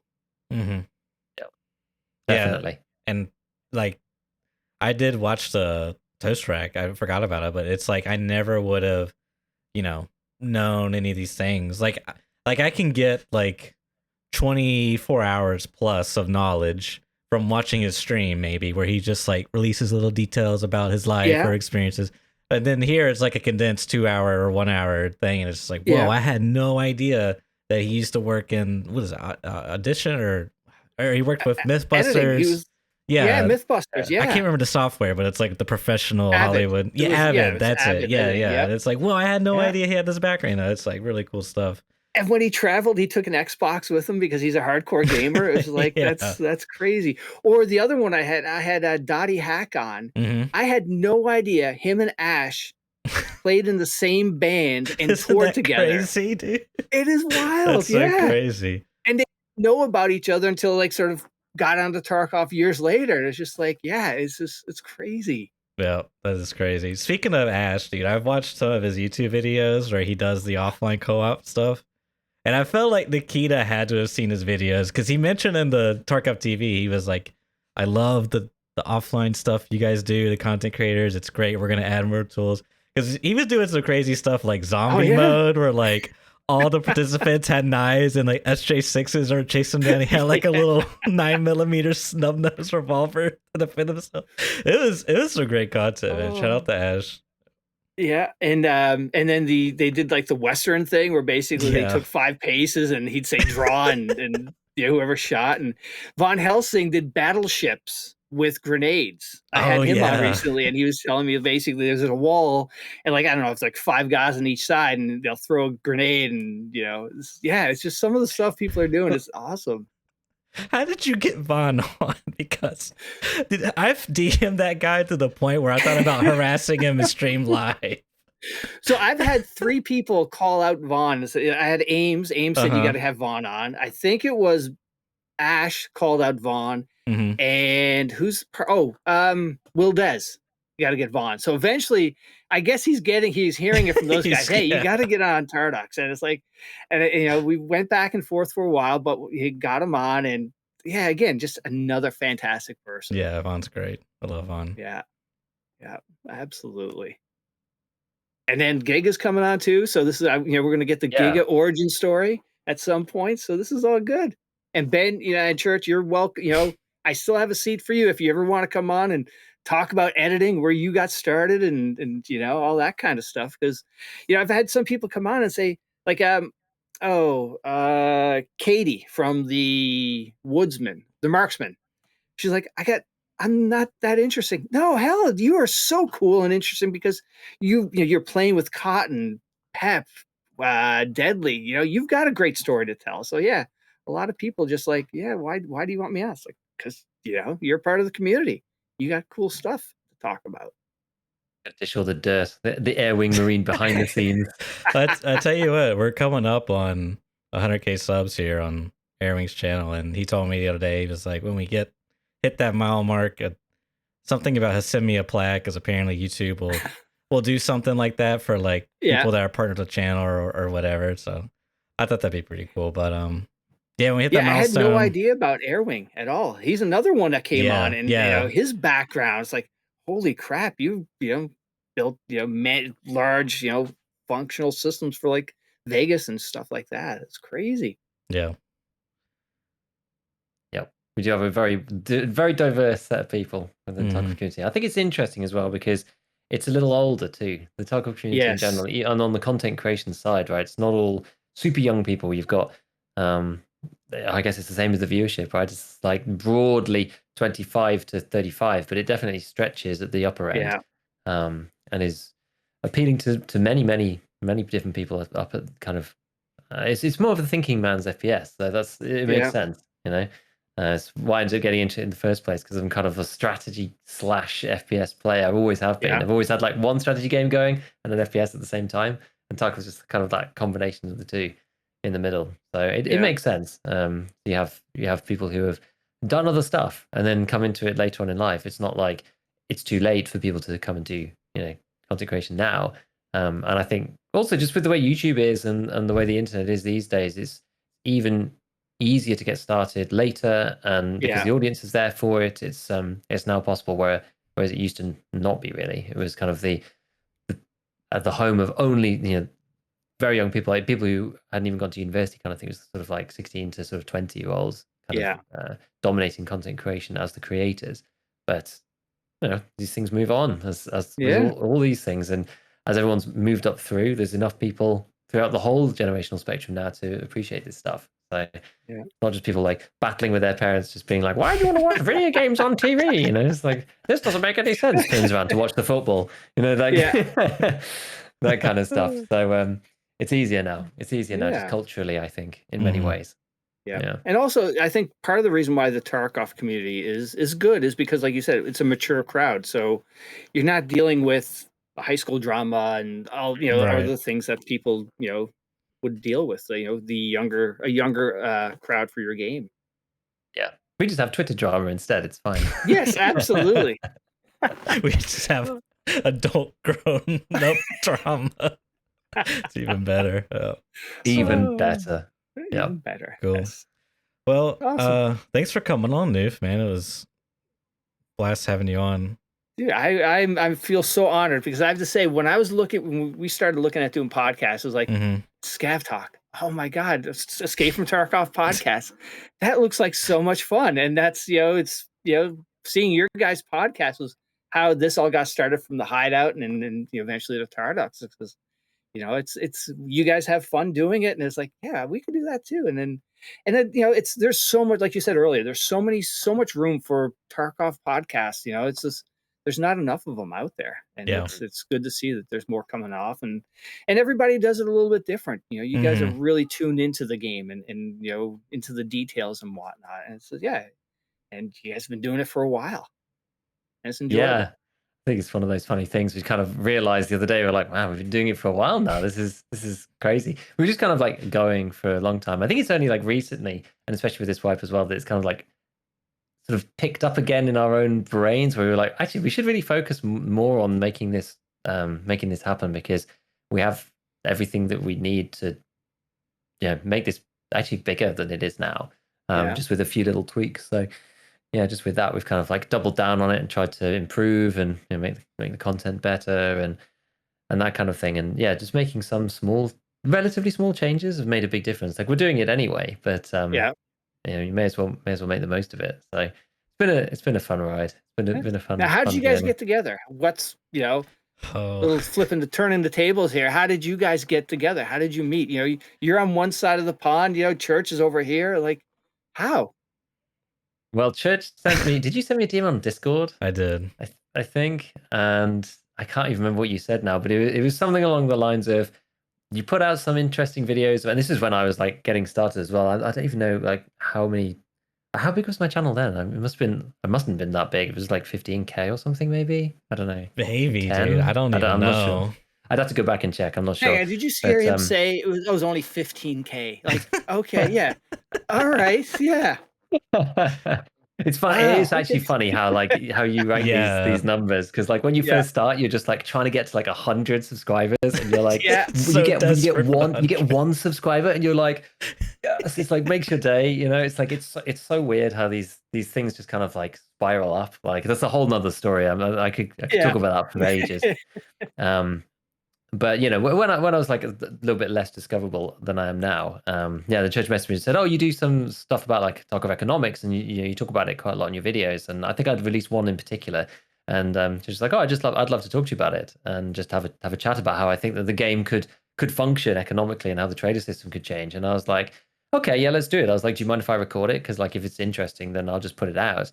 And we had and it was like an hour and a half or something of just us talking about the game and the trader systems works and dynamic pricing and like this kind of thing. And I just threw it out onto my channel. I was like, who knows whether people like it or not? I don't know. And it didn't do that well because it's super different type of content. It's very long in comparison to other videos, and not really podcasting is hard on YouTube because it's just not really optimized for that particularly. But anyway, after that, Church then kind of went off and had to think about it really, and was like, oh, I'd like to actually start something up. It'd be cool. And got together. I think there was a whole bunch of us at the beginning. Oh, yeah, we had a whole group. Oh, really? So it just wasn't you two? No. So like the first one I think was Dan Exert, Church, me, no Ghost, Airing Marine, and Shifty, and Shifty as well. There was like 6 of us. I think we like rotated a bit. Always rotated, something like that. Yeah. Oh wow.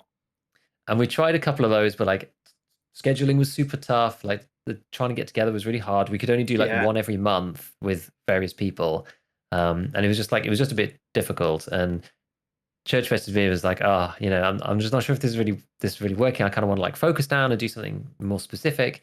What do you think? Do you want to give it a go?" And just like try it together. And I was like, "Okay, yeah, that's fine, but like I'm still working full time and I don't really have time to do it. So like if you can do all the uploading and stuff, then like I'm happy to do it with you."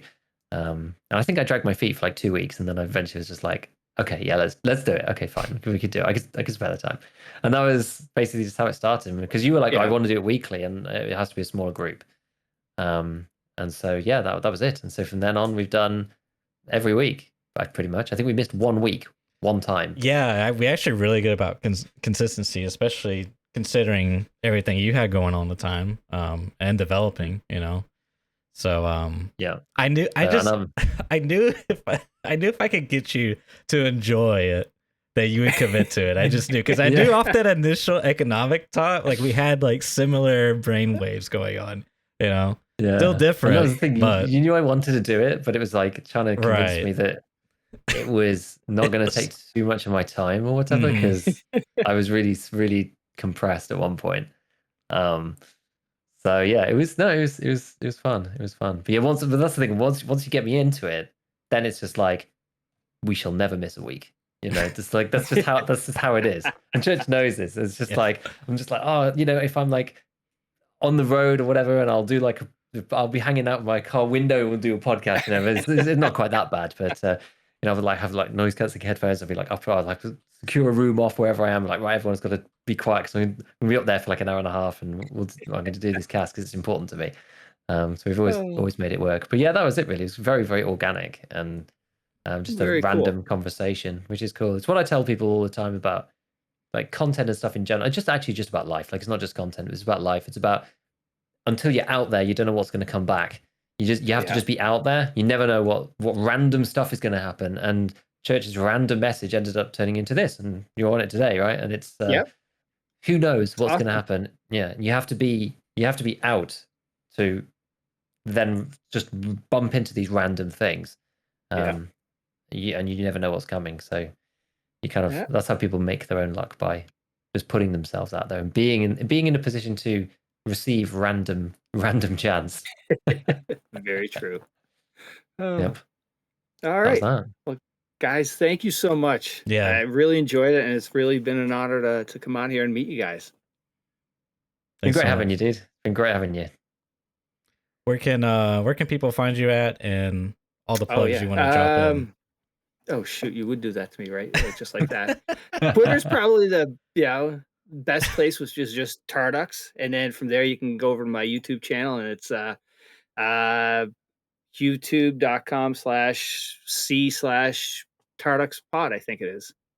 Awesome. And I'm assuming you're on, because you use Anchor as well, anchor.fm for your audio Yes, cast. Anchor is where the pods are as well. Yeah. Okay. So you send it out to all the other audio. Yeah, Anchor, and then Anchor goes to Spotify, iTunes, and everywhere there as well. Shout out to Anchor, man. That app makes it God. easy, dude. So easy. We have so many great free tools. We got Anchor, we got Discord, OBS, It's like, how can you not do this stuff? Yeah. I was so terrified of diving into RSS feeds, and then I found Anchor. I was like, thank God I don't have to figure out this old.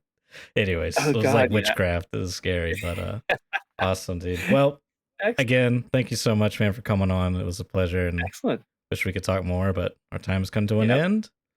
And all right. Well, you guys have a good day. Catch you all next week.